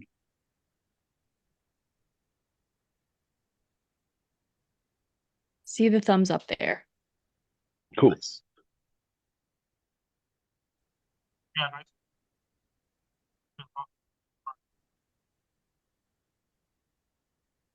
Tech gremlins. Yeah, I didn't make it through. It sounded like the Charlie Brown teacher. Wah, wah, wah, wah, wah. It's a signal problem. It happens to all of us sometimes. All right, who else has a question? And they're not enrolled like Peter is. Hi, I do. Howdy. Hi, Janet. Hi. My question is about the Pro Media tools. I think that's what it's called.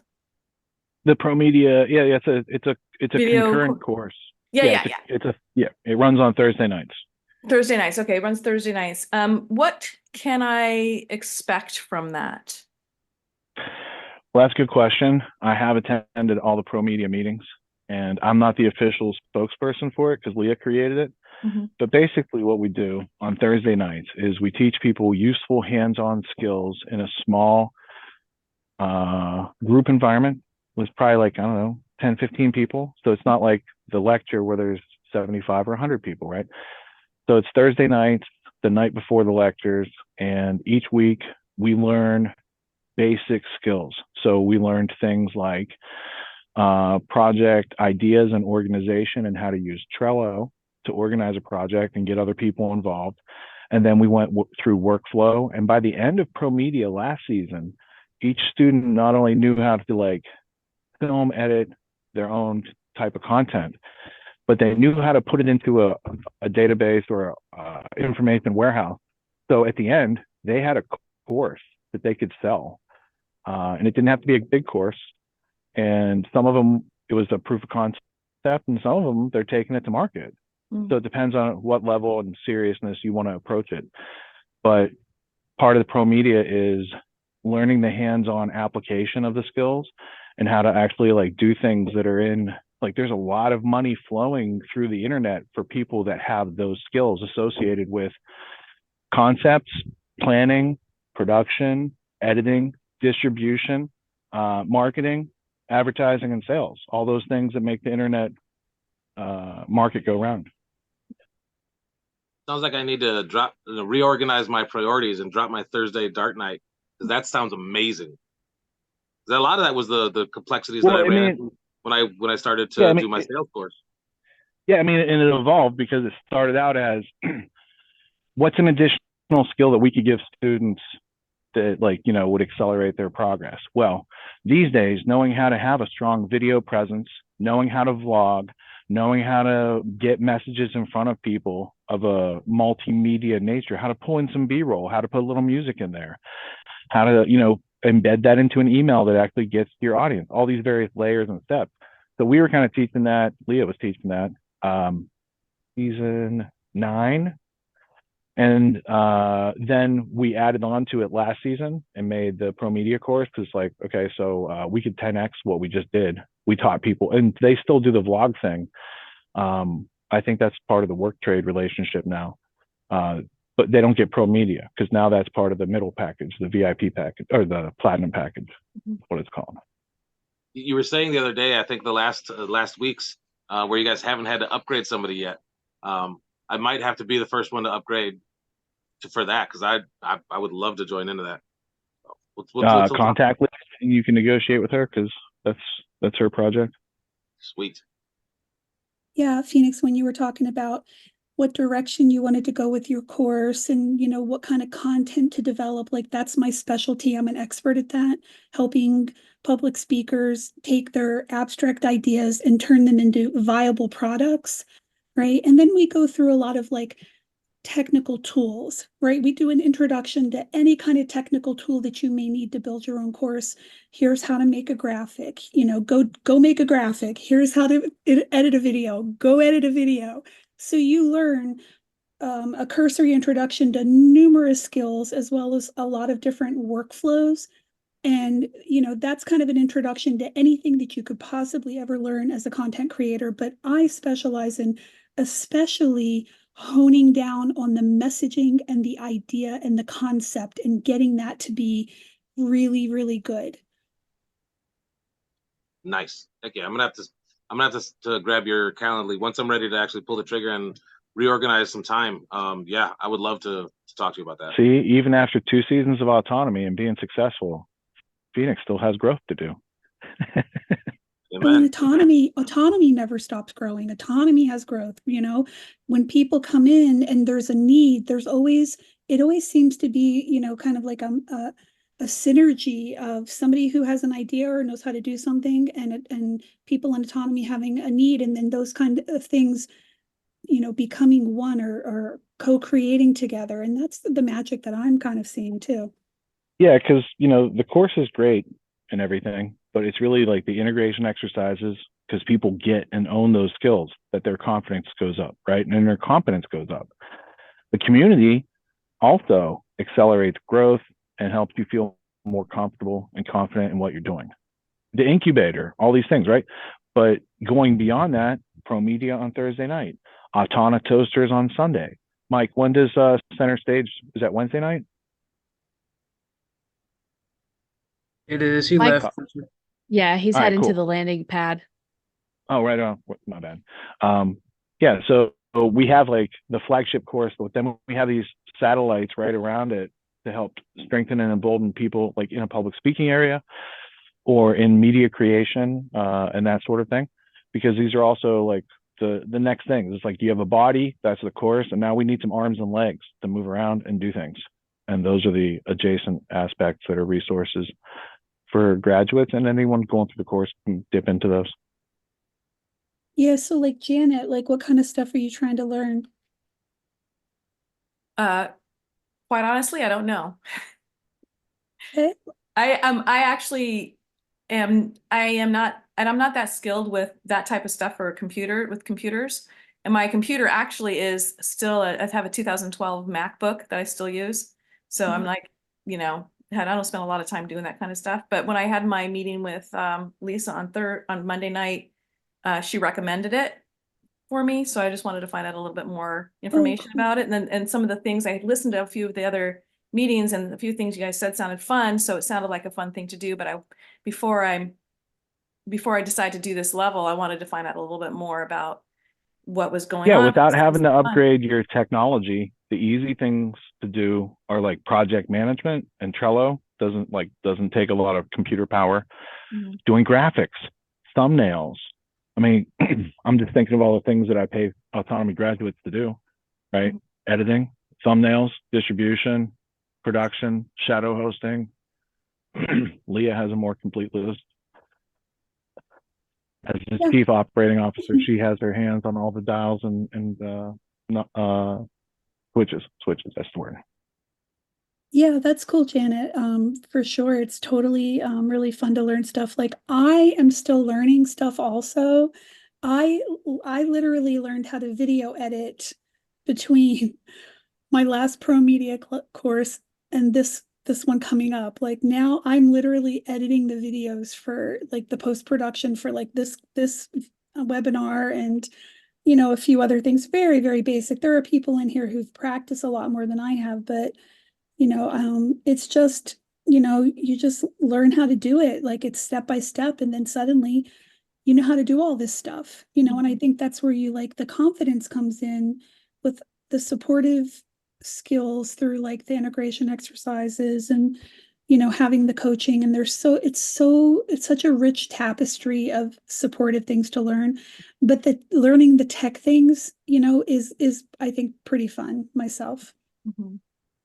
Yeah, it sounds fun. Everything I've heard in the other meetings I've been in this right now, the way you've described it sounds a lot of fun. I'm excited and nervous about it. I haven't actually pulled the trigger and said yes yet, because I'm like trying not to talk myself out of it.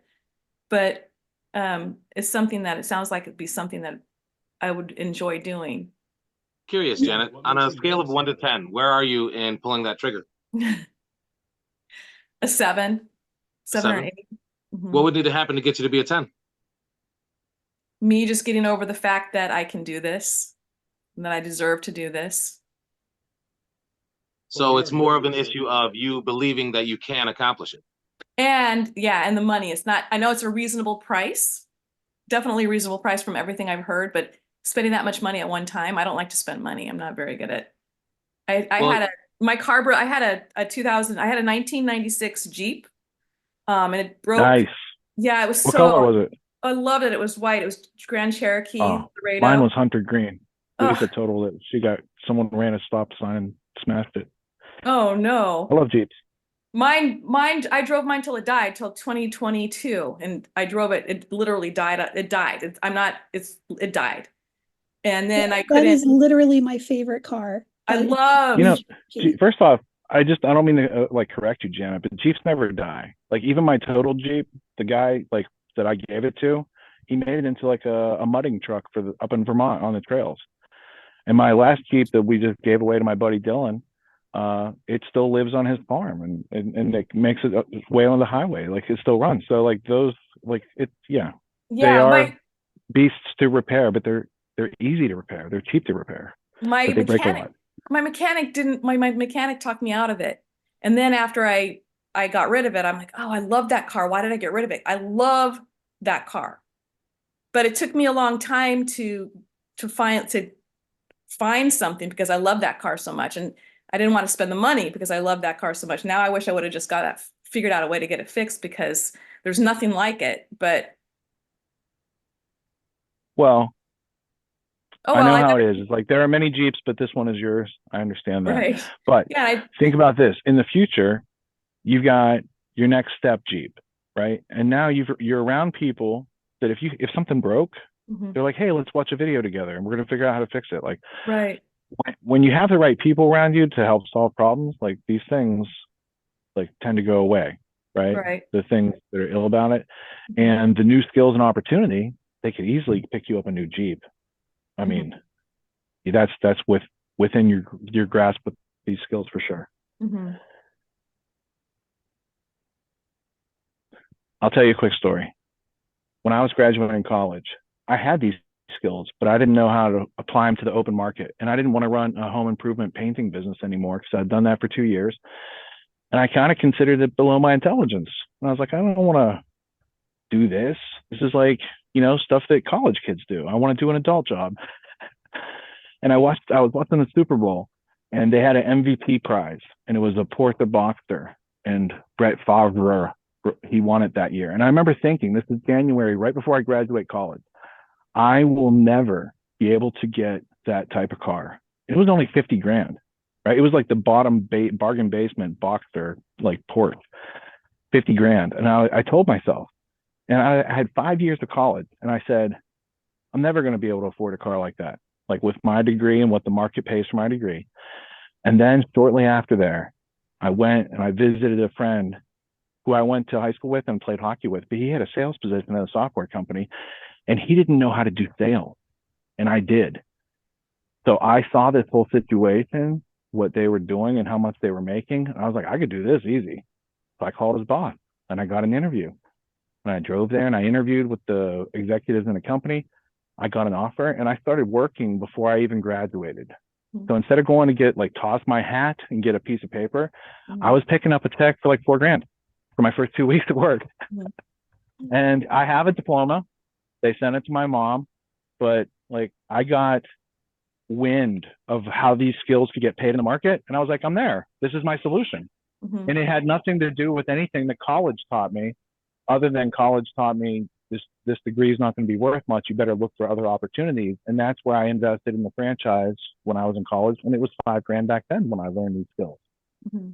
So you're Right. right. There's a lot of value, but it gives you a gut check to spend this much money. Mhm. So then it It comes down does. to once you raise your skills and raise your confidence about yourself, you'll see it's almost like the more money I can spend to put stuff between my ears, the Mhm. more I can 10x that with my actions. Mhm. So I know it's a gut check for you now, Mhm. but a couple of years ago when COVID happened, I had a gut check too. There was a course I wanted to buy into, and it was $12,000. And I was like, the world's ending. I need to buy food for my family and prepare for the unknown. I can't spend 12,000. And I said, I can either buy into the fear or I can double down on my business and try to help more people during this time. Mhm. Right. And your attention goes where your focus goes. Right. So I decided to focus. And so I said, I'm going to buy this course, 12,000. And I went through it 3 or 4 times. I implemented everything. It paid for itself over and over again right away. And so it was a really good decision to make. But if my scarcity mindset would have come in, or if my wife had said, now's not a good time, she knew that when I invest in myself like that, I show up for it and I put it to work and I make it pay for itself. So I didn't have that hassle of trying to explain like, hey, I'm going to do this thing. Like I've proven myself over the years that I can internalize and then expedite through action and get things to pay off. Implementing the knowledge is only a few steps away, but the hurdle is how do we get to that knowledge and experience in the first place to integrate it? And that's where these leaps of faith come in. So the only leap of faith, and this is all the graduates are here, the only leap of faith that you ever take in this course is the leap of faith that you're going to show up for yourself and that you're worth it. Mhm. That's it. And it's not meant to be tricky and it's not meant to be defeating, right?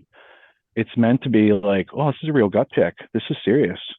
I'm going to have to schedule this and show up for myself for 12 weeks or more to get all my value out of this and make it pay off. Mhm. Yep.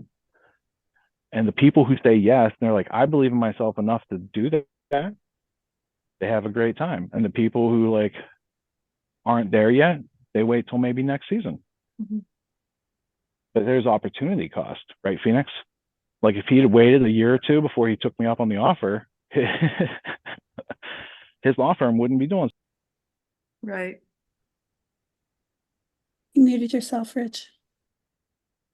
Curious though, Janet, you said that you don't think you would be able to accomplish it, and the money issue. Those are the two main objections that you had. Is there anything else that would stop you from moving forward? I'm trying to think. Can't think of anything else right now, but give me a couple hours. I'm sure tomorrow morning I'll think of something else. We can always rationalize and talk ourselves out of doing, what we think we know we should do. But if you can't think of anything, and this course helped you accomplish every single goal that you wanted to accomplish, what would stop you from doing that? Yeah, nothing actually. So you'd be able to show up for yourself. You'd know that you'd have the confidence that you would be accomplishing whatever goals it is that you're setting out for yourself. At that point, it's really just a question about money. And if it's a question about money, is it more of a question of cash flow, or is it a question of value at that point? Mm-hmm. So that's a literal question. Is it a cash flow thing, or is it a value thing? No, she said earlier, weren't you listening to Cash flow. salesperson? She said it's not the value. She gets the value. It's the challenge of when was the last time you spent $5,000 on yourself? A used car? Like, what do we buy for ourselves that costs this type of money, right? So this is a common situation. And that's why I was like, this is a really cool thing to bring to the group, because most people are struggling with this same situation. And my encouragement would be, as somebody who used to also struggle with these situations, learning the skills that make these situations not a situation anymore are a big deal. Mm-hmm. Because you always have your offer, you can always take it to market, and it's just a function of how many people you show your offer to, how much comes back to you. But the people who don't understand the dynamic, don't have their offer, and don't know how to take it to market, they feel really trapped. And that's not a good way to go through the rest of life. And I didn't create the system, and I'm trying to alleviate that, that unforgiving aspect that they put in there for other purpose. The pro media course goes, I can speak to that a little bit. James, something's wrong with your mic. Your Yeah, mic is gain up on your mic. Exactly. We can talk to you like that because you're a graduate. All right. Is that better? Right? Maybe it's volume level. no. So if you brought gain up, it's still there. Tap your mic. Tap it. Let's see if it's even nothing. See, he's hooked up to the wrong mic. Sometimes your Zoom will bring in like your camera microphone, and it's not like your speaking microphone for those who have a different microphone. And this is how we troubleshoot that. You'll be doing it in Zoom meetings someday, for an employer, or just, dojo calls, doing the exercises. This happens. Or with your own clients for whatever business you want to create. All right. Coordinator, you got a sound check? Or did he have to do tech stuff? Is that better? Nope. No. Negative. Point, we're not going to tell you yes just to make you happy. Complexity, trigger it. Yeah. We're giving him real talk so we can actually hear him talk.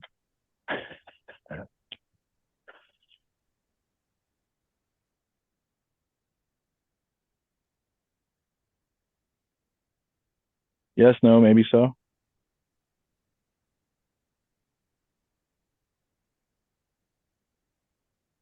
That's good. He's given Janet some time to think of excuses, like other things that are going to come up.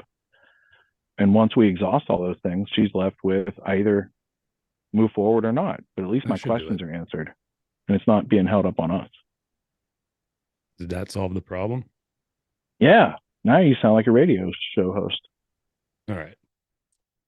I was going to say that your concern about the pro media course, I just wanted to chime in on that real quick and just let you know that Leah's teaching style is very patient and thorough, and she really takes time to pay attention to the needs of the students in the pro media course. So that should not be something of concern. Your level of understanding of tech going into it can be at the beginner level, and Leah will see to it that by the end you'll know what you need to know to produce your own media and to do the vlogging, and it will happen for you. Put in the work for yourself and show up, and you'll get what you need out of it for sure. So if that's And even if you don't point, apply it to your, even if you don't apply it to your own skills directly, like your own business ideas, these are things that get paid for in the market. So these are freelance skills. Knowing how to make a vlog, knowing how to edit a vlog, knowing how to post a vlog, all these things are people that my colleagues and myself pay for in the marketplace. Mm-hmm. If something like that was a pain point, like a concern or something that you were just, hey, I wonder if I'm going to get in there and I'm not going to be able to keep up, like, don't worry about that. You'll be able to keep up, and Leo will make sure of it. So that's what I want. Thanks, James. You're welcome, Leah. Janet is. Oh. Go ahead, James. So who's laughing? If you want, Janet, James will set a reminder every Thursday to ping you and be like, "Hey, you're going to show up for class tomorrow night. Looking forward to getting another lecture in." Like accountability. Yeah, that's what Lisa told me, that there's all kinds of ways for accountability. People reminding you to do this and show up to do that. And hey, did you do this yet? Hey, don't forget you need to do this. Hey, but it's all voluntary and nothing's mandatory. Right. So you're free to also ignore and be like, "No, I'm doing other stuff right now." And there's very little, if any, pressure, but there's encouragement. Right. So you have options. Yeah, it sounds the whole thing, your whole community sounds like just the place for me. And the first time I became acquainted with you was when I saw the interview with John Taylor Gatto. I don't even remember how I came across that. It was just in the last couple months. And then when I saw that interview, I just started looking for more things that you've done. And then Oh, wow. And more things for him, because I learned about him a couple of years ago. I'm actually a teacher. Oh, right on. Yeah. What state do you live in? California. Oh, wow. Yeah. So then I found a couple links. I think it was on your Twitter. You had the link tree. So I started clicking on all those things, and I came across Autonomy, and then I started watching some of the videos and was able to find some more stuff about, and everything about the community just seems exactly like what I was looking for. And then when I heard you you were talking to somebody a few weeks ago, I was on the call with, I was listening to the thing, it was on a Friday, the one that you were doing. I think Mike was leading it, about when we were watching the videos for your documentary, and you were talking to somebody who sounded like he wanted to join, and he's just sounded, and you were just so kind to him, and all of you were just so kind to him and coming up with such great ideas, and were so patient. And I'm like, wow, this seems just like these people are just like my people. They're kind and caring, and it's very genuine. And so then that's when that's what made me decide to do the Blueprint call. Well, that's fantastic. And you've come a long way in a short time. I mean, to see, the ultimate history lesson, or see clips of that, in the past couple of weeks, and to end up over here in one of these meetings. Some people waited like 12 years, 15 years for that to happen. I'm seeing that movie. And sometimes as a teacher, do you recognize some of the same struggles that John was elucidating? Oh my God. Yes. Yes. That exists. Oh my God. I just can't even stand it. I can't even stand being a part of the community anymore. When it was 2020, when I used to be a wokey wokester, and I woke up from that in 2020, when what woke you up?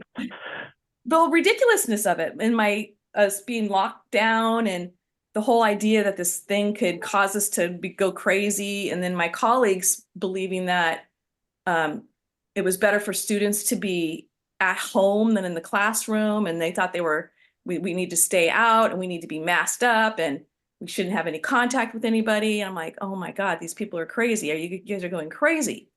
And it damaged the students. Oh, I mean, you those would not kids, even I know a believe. lot of them. It's Horrible. awful. In Yeah. California is worse than a lot of the other places.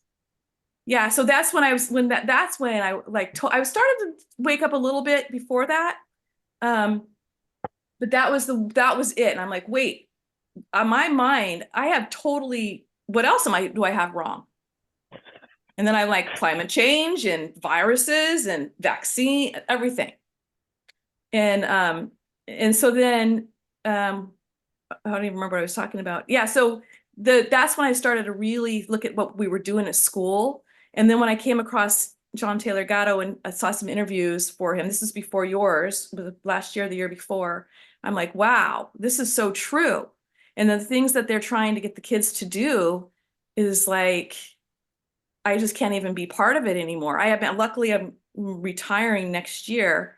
I mean, I probably would, if after I got into this, find a way to get out anyway, if I could find, hone my skills a little bit more and figure out what I wanted to do. But I don't even like to be part of it anymore. It just makes me so sad. And most of the teachers that in California and at my school totally buy into it. And I think they're doing the best thing for the students.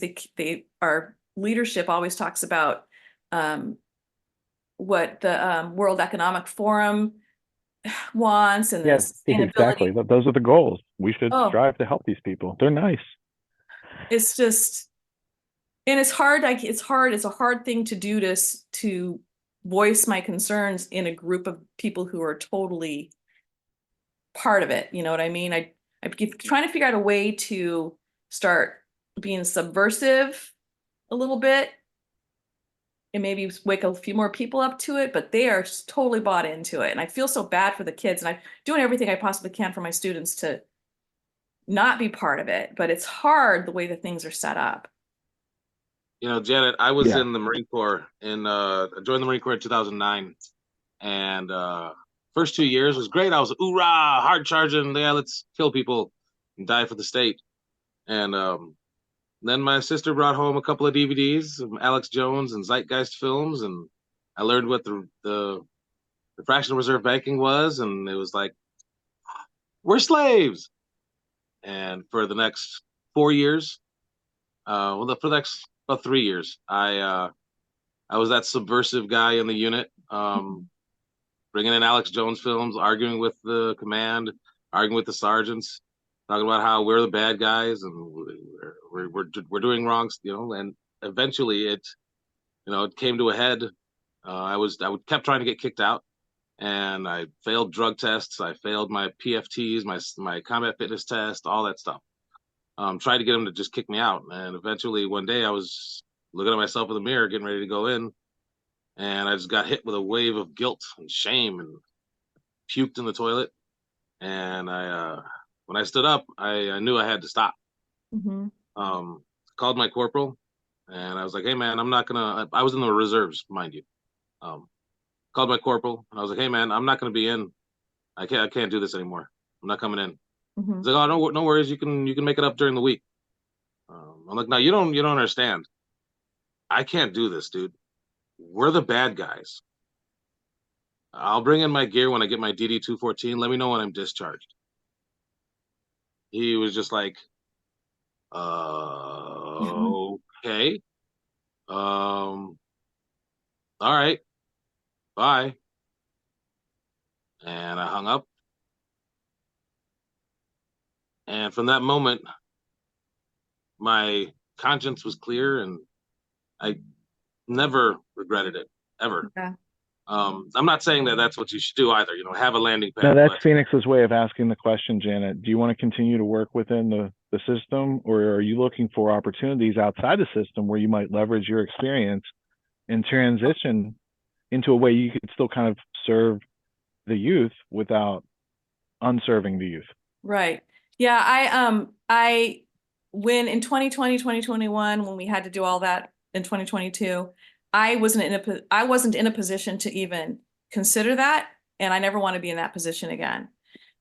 My way of subverting that was making sure that if students had masks on, and they had it below their noses, or they had it under their chins, or they weren't wearing them, I didn't say anything. We worked outside as much as we possibly could so that we didn't have to do all that. But I plan next year, because I only have 1 year till I retire. I know that might sound kind of like I'm waiting, but I have 1 more year. I plan next year to totally do something different in my classroom, where I'm going to have the students do more of their own stuff, like figure out what they want to do and have them just investigate whatever.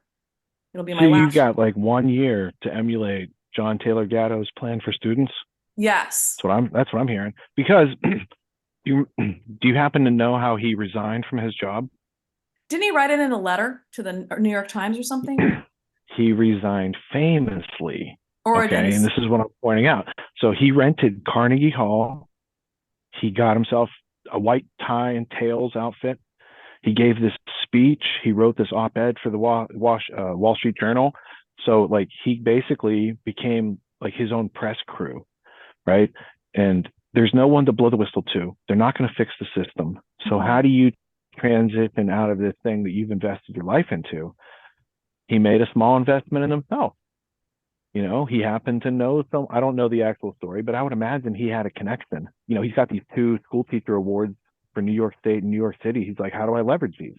I can get an op-ed posted with these credentials. And the Carnegie Hall speech, because I asked him, I'm like, bro, how did you get invited to speak at Carnegie Hall? He goes, it's up for rent.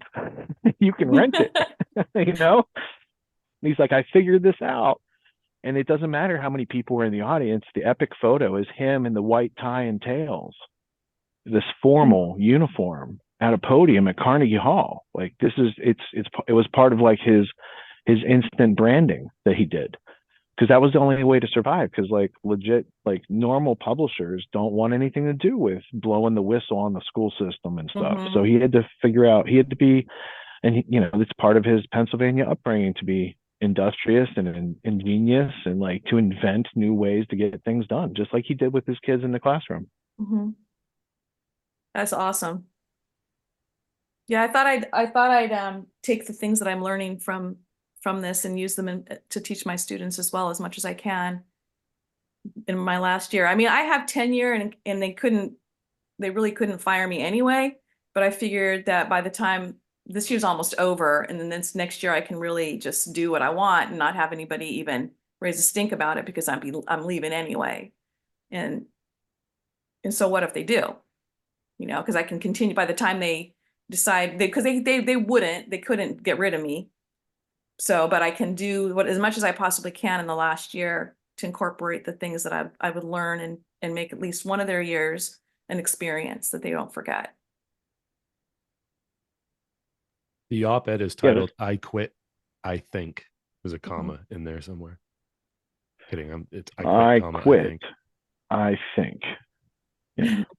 And Gatto also said something about teachers who can't find a way to get out of the job should make it their life mission to, I think he said, throw sand in the gears wherever possible to slow down the machine, something along those lines.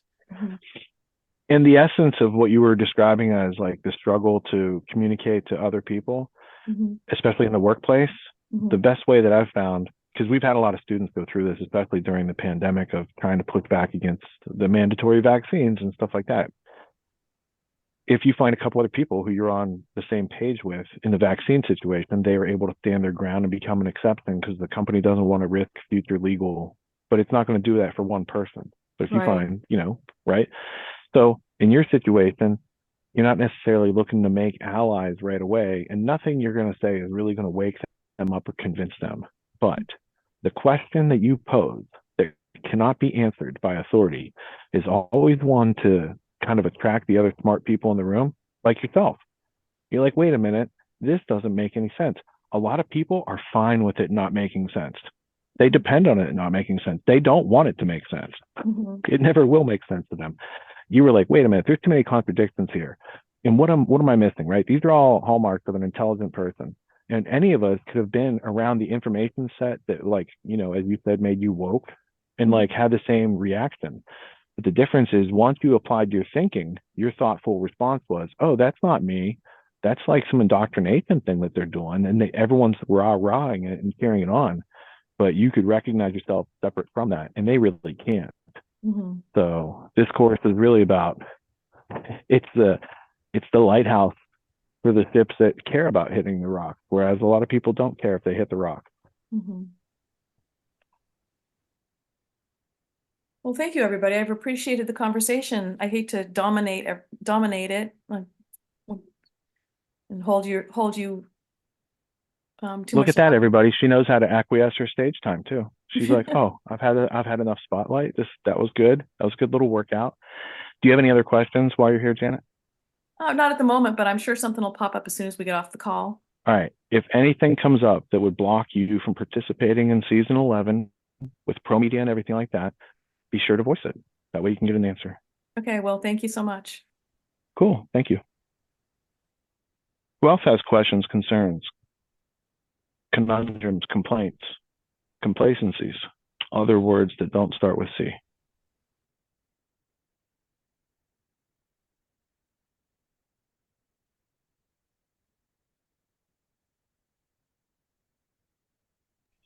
Everyone's being polite, thinking, my problem's not interesting enough as a question to bring to this forum.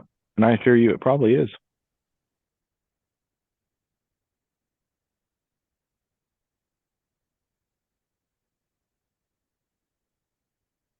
It's got to be one of the toughest parts is like feeling comfortable in the space and knowing that you're around people who are, really genuinely here to help, like I know for myself personally, and probably for a lot of the other graduates, that was one of the toughest things to do is to jump on the mic and to ask the question and make your voice heard. And we've all been there, and so, I mean, I just wanted to put that out there. It's totally relatable, all you guys that are curious out there, to if that is indeed the way that you're feeling right now, it's completely normal.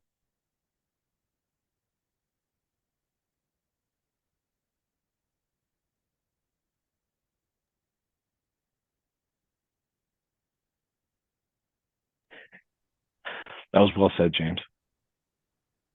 I was going to play with the silence because I don't mind the silence, but other people sometimes are like, hey, we have to fill the silence. Otherwise, we feel uncomfortable. Part of this course gets you past that. And some students go through the first season and they don't unmute. But by the time they unmute in the second season, they're always like, I wish I would have done it sooner. They would have grown sooner. It's like you're making yourself open to growth. And I would also add, anytime you're doing growth, it's not comfort. It's not comfort. It is ambiguous, embarrassing, stressful, all these things that you think. In here, at least we make it not embarrassing. You can make it stressful if you want to. You can make it confusing if you want to, but we really strive to demystify things by answering questions and giving transparency. Because I know when people have a problem, as soon as they get their questions answered, they want to move forward with the solution. They've made a decision. That's why you don't have to push or persuade or convince or connive. You just have to ask questions and serve people with the answers. If you do that well enough, what was it, Phoenix? 6 out of 10 say yes for you? There you go. Do you really need to force those other 4 people out of 10 to just say yes against their will in order to be successful? No, it's not necessary. The trick is to getting them out of their scarcity mindset and out of that victim mentality and getting into an empowered position. That's really the trick. And some people come in so beat up with the self-esteem. Yeah. Scarcity and self-esteem. They hold us all back until we learn how to deal with those bungee cords.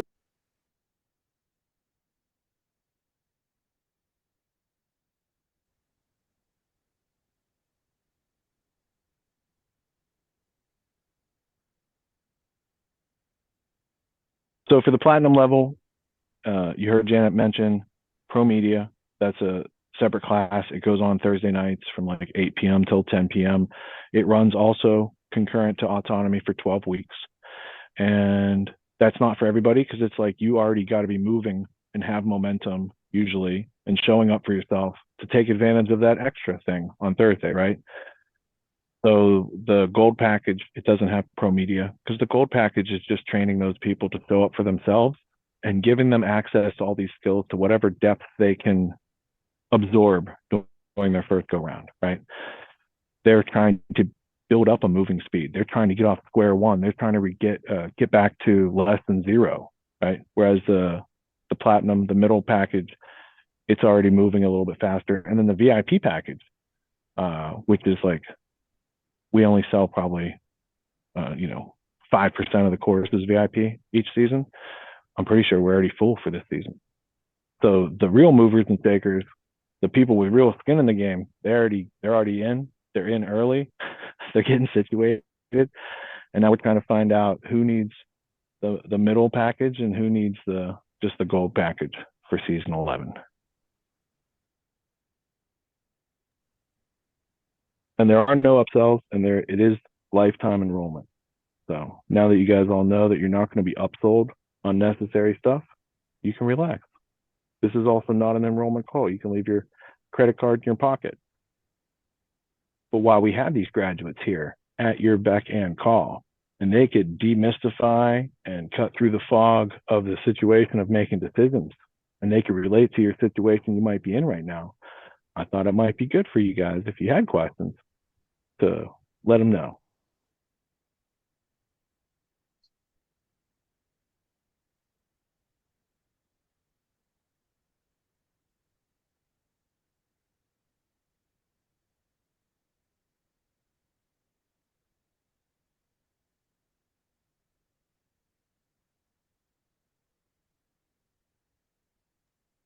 All right, well, we'll keep Autonomy Radio cranking here for a few more minutes and give another opportunity. But since we have James and Phoenix, if you think back to the first season you went through, after you got through the enrollment hurdles, what was the first basic overwhelm that these folks are looking at after they get over their enrollment hurdles? For me, I know it was really being able to schedule everything. The idea of scheduling your success, the getting things done process that David Allen discusses. That was one of the harder aspects for me to implement. But no, now my calendar is pretty full. Okay, but let's break that down, right? So when you came into the course, you didn't have your calendar, your schedule. If you put something on your calendar, you weren't necessarily keeping your word to show up for it. You certainly didn't have a Calendly link that you had created for yourself that says, hey, book some time with me. I can do integration exercises, this sort of thing, right? And once you got those things in place, along with little getting things done methodology for, it's basically the Trivium method for getting things done. It's IPO, input, processing, output. After you have those basic skill sets together, isn't that a platform from which you can get a job at the law firm? Because if you can do those things, that's how you schedule the interview and book it and show up on time and do all the things, right? So that was like a real final test or real final exam for you in reality to take that stack of productivity to market.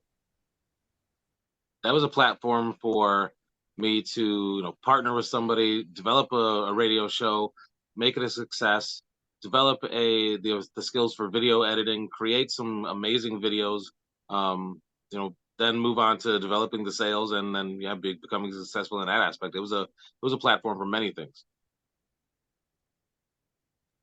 What about you, James? Did you have a Calendly link? Did you keep integrity with your calendar and schedule back then?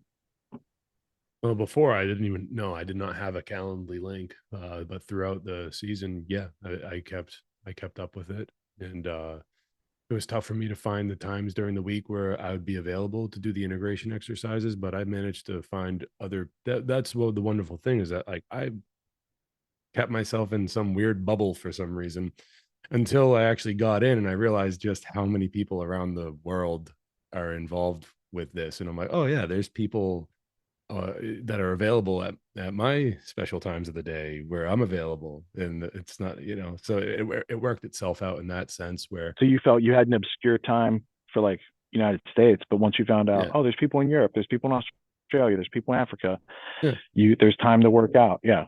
Yeah, No and I was excuses. like, "Oh, cool! I'm not going to be left in the dust on the integration exercises because it just, I didn't think as broadly as I should have, and that helped open up my mind. Was it people on the West Coast where I'm in New Hampshire now? There's people out all over the place where any time of day there's availability for people to hop in and do the interviews and the sales exercises, and that was great. The other part was like I didn't know, I didn't understand until I was in it what the forum looked like. And I was like, wow, like there really is a section for any concern that I could ever possibly come up with. There's a section in the forum where I could make my question and somebody will see it. And these kind people are going to try to help me with my issue. And that was another sigh of relief. And then I guess there might be a third one where it came to the Q&As, where like there was one Q&A where I was like, I am nervous about speaking up, so I guess I have to do it. And I think I even said that to you, Rich. But I think you did it right before the end. I think I was closing out a Q&A. I was like, is there anyone else here who told themselves that they were going to ask a question but hasn't asked a question yet? And then you're like, I think you just called me out or something like that. Yeah. It was definitely something along those lines where I was just like all the whole time I was like, oh man, I don't know if I want to do this, but I guess that because I'm like nervous about it, I guess I just have to. So the group inspired me to push myself, and I respond well to that kind of thing. So that was a cool aspect of it. A lot of the things that like, because over the years of hearing about the course and all that, like a lot of the things that I was nervous about, those overwhelming things were practically nothing when I finally got in. All right, that's good. That's a good segue. Between you and Fenix, what misconceptions might you have had about this course before you got in that were then rectified? And were you pleased or displeased? I was very pleased with like not having a sales background and these things. Like I thought for a brief time, I thought that I'd have to be a salesman by the time the course was done. And it's like, that's that's not exactly true in the sense that like, you're all of a sudden going to be doing the sales job. Like you can apply that as a life skill to many, many other things that you can do with your life going forward. That you're as an example, like, do you ever have to sell something to your wife? Do you ever have to sell something to your boss? Right? The truck needs an upgrade. If you know how to have the conversation such that he upgrades the truck before the thing breaks and costs out of service time and all that other mess, right? So it's about knowing how to recognize problems and get them solved, and helping other people recognize problems and get them solved. Like for us and for them, it's the same skill set. Yeah, I was about to say that it like helped me sharpen my communication skills like tenfold, where now I can really, tackle an issue and have the confidence of knowing that I can address the problem and in an effective way where I'm not doing it aggressively, but I'm just stating the facts as it is, and this is what I need to solve the issue. For example, my truck needed a new driver's seat because the one that I was sitting in for like a year and a half, almost 2 years, it was just no good. My back was hurting me all the time, and I just had to go to the boss finally and just say, look, here's X, Y, and Z problem. I need a new seat, and that's that. And it just was just, I don't know, it just happened. But yeah, that's a pretty good example, I think. About you, Fenix, misconceptions and resolutions of those misconceptions.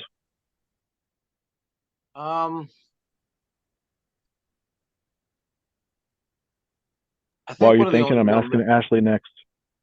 I think one of the only real misconceptions that I had was what the expectations would be of how to be social in the groups and be how to make the connections. I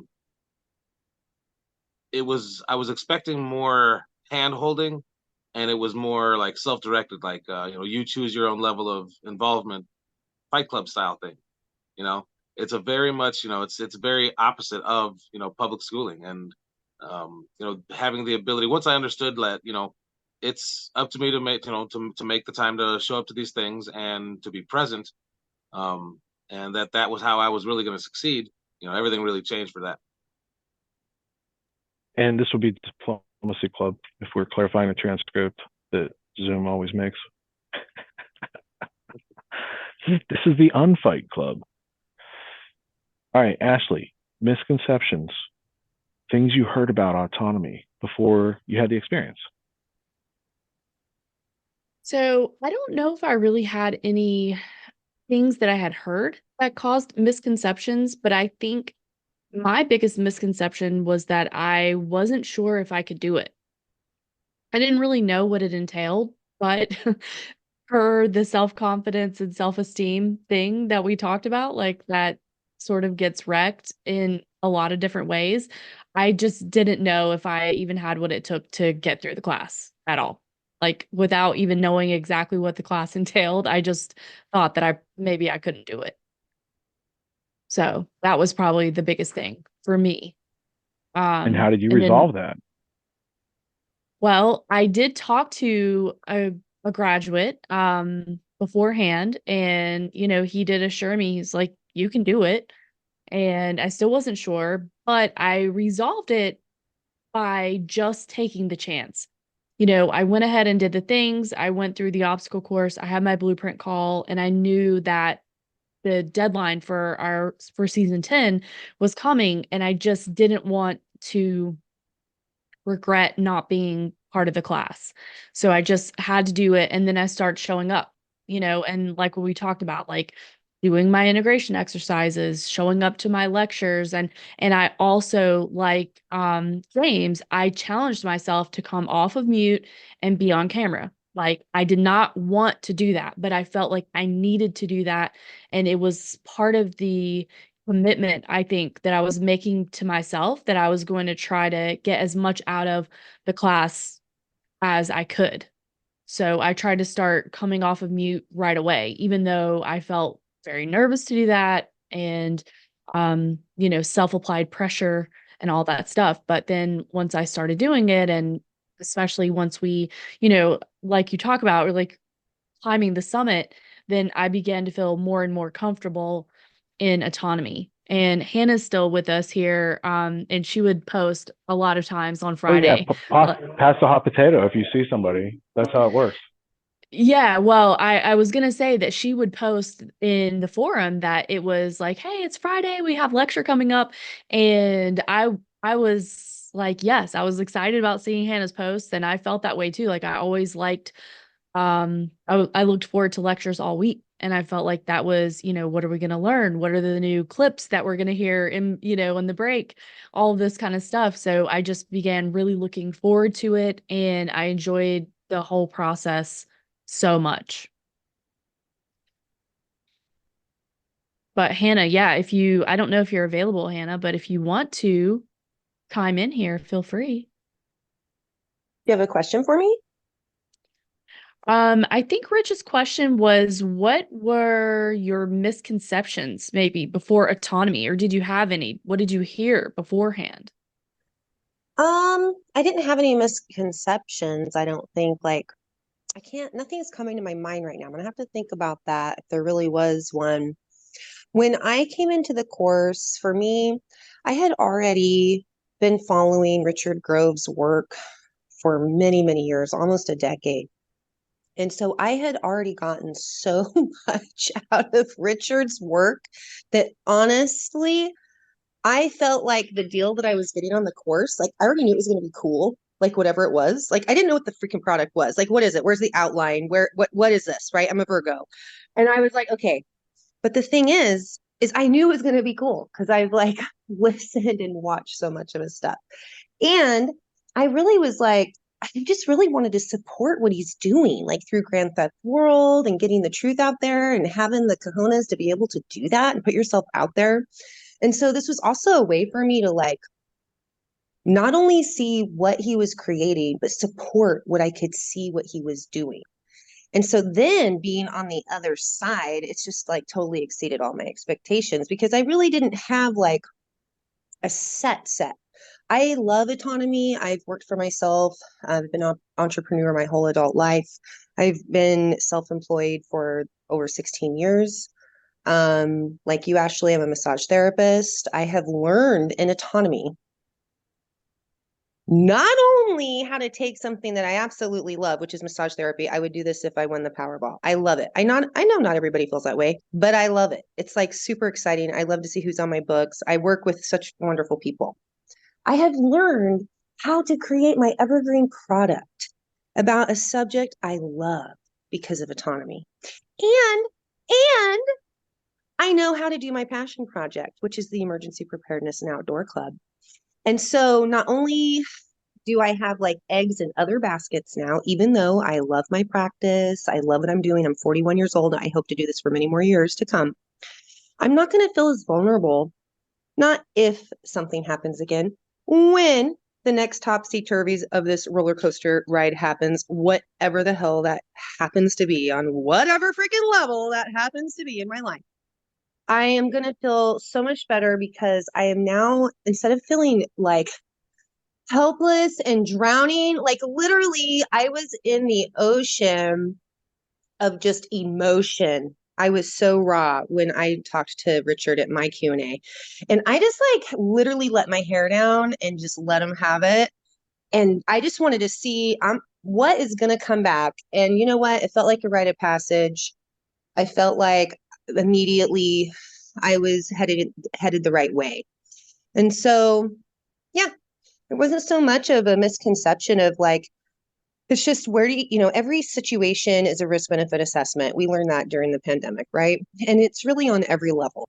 And it was like, okay, what am I going to do with this money? I can have it sit in an account, make sure I'm paying my bills every month, you know, or, you know, instead of going to my local college or doing some other type of course where there's not like people you actually interact with, you know, take a chance and do something for the first time. I'd never taken an online course before like this. I only did my continuing education either live in person or pre-recorded, not live like this. This is amazing. You learn so much. This type of interaction allows so much synchronicity. It's insane.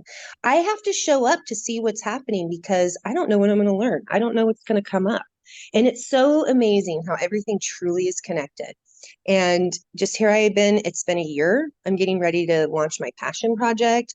I'll talk more about that when I guess I'm on the spotlight somewhere in the next couple weeks or whatever. But I'm just so excited that,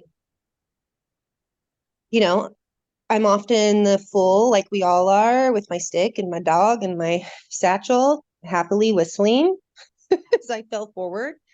And I took that leap of faith. And instead of like hitting my face, you know, it was like this awesome trampoline, right? And it's an awesome sandbox to play in. And there's plenty of people there. You know, our goal is excellence. You know what? It's really hard to have excellence the first time you do something, you know, but you have to do it those first times before you're going to get to that level of excellence. And as long as we keep striving for that and we don't give up on that and don't settle, we will get there. And the people in this community have the grace and patience to allow that space. That's why I keep showing up. I hope that was helpful. And just last year, you were figuring out what they're trying to figure out. Totally. Hey, when you saw the price of this course, how did you feel? Me? Yeah. You're going to laugh. This is true. This is the truth. I didn't even know the price of the course. I was like, I had talked to like Lisa and I talked to Kara, but I don't even know if I ever talked about what the actual price of the course was. I pretty much just was like, not even, I don't remember if we you didn't complete. You're telling me now after you graduated that you never completed the obstacle course, which was the preliminary step to get in. Totally completed that. But I was the pricing was in the middle. The pricing was in the middle. Well, you can check my University of Reason to I'm confirm. just kidding you. But I'm saying Leah in the phone call, here's what's so awesome. Leah, because I was scholarship, Richard. She's giving you So demarks right now. What do they call Leah, it when you give it like a bad note? Demarks? What do they call them? Demerit. Demerit. Lisa, Thank you. Demerit. You can tell I just made that up. We don't really do that because otherwise I would have known the word. I gave myself Yeah. away there. And ask me how I know about demerits. hilarious. Well, Lisa led me to Wealth Battle. So it was like no excuses, right? Lisa led me to Wealth Battle. So there's no excuses to not have money if you go to wealthbattle.com. Okay, so Lisa was the first. And then Kara, she's such the biggest sweetheart. She gave me a lot of confidence. She could see that I too was struggling with like, can I give myself permission to even do this? And then when Leah called, it was like, when I'm just, do you want to do this? And I was like, I absolutely want to do this. She's like, okay, well then we're going to figure out how to make it happen before I get off the call. And I was like, awesome, let's go. And then we did. Well, the funny thing is, it's like, Kara was in your position not too long before that, and she was, waitressing, right? And she had the same doubts too. So then she learned. It's like learning how to like use a new toy at the playground, and everyone's intimidated by it. And it's like I was intimidated yesterday, but I could show you right now, and you could do it too. Like we could teach this to anybody who shows up for themselves. Yeah, because you learn how to learn anything. And then Yeah, you she also sensed that you would show up for yourself. I'm She's like, oh, cool. I'm an introverted extrovert. And so I love learning, but you know what? You have to practice or you still suck. You can totally learn whatever, but you have to practice. You can watch as many videos as you want. You could read as many books as you want. It's like gardening or anything. You can like know all this stuff, but until you go do the thing, you don't know. And this is like such a great sandbox to be able to practice skills. So thanks everybody. You know what the cool thing about autonomy is, you guys? It's like you go and get autonomy, Luna. You go and get autonomy because you want to level up. But once you level up, you realize you'd like to level up. And then when you level up, you'd like to level up again. And it like continues. Yeah, I should charge for each level, shouldn't I, Agni? I mean, the way you explain it, it just shows me I got a bad pricing model. I need to change this thing, this lifetime enrollment. All these level ups for one price, it seems like too much. Hey, you know what? But I'm following your model now in my courses. I have like the lifetime membership too. So people who take the face reading course, they can take it second and third and whatever, however many times they want to. All my favorite teachers do that. I think it's like really cool. There's two things other courses don't do that I don't like. And it's like charge for every time you go through, and then also make me pay to like keep my friends that I made in the course, right? So if Dan Locke puts a $25,000 paywall there that separates you from your friends, that's not cool. But it's good for Dan. So that's why we don't do that.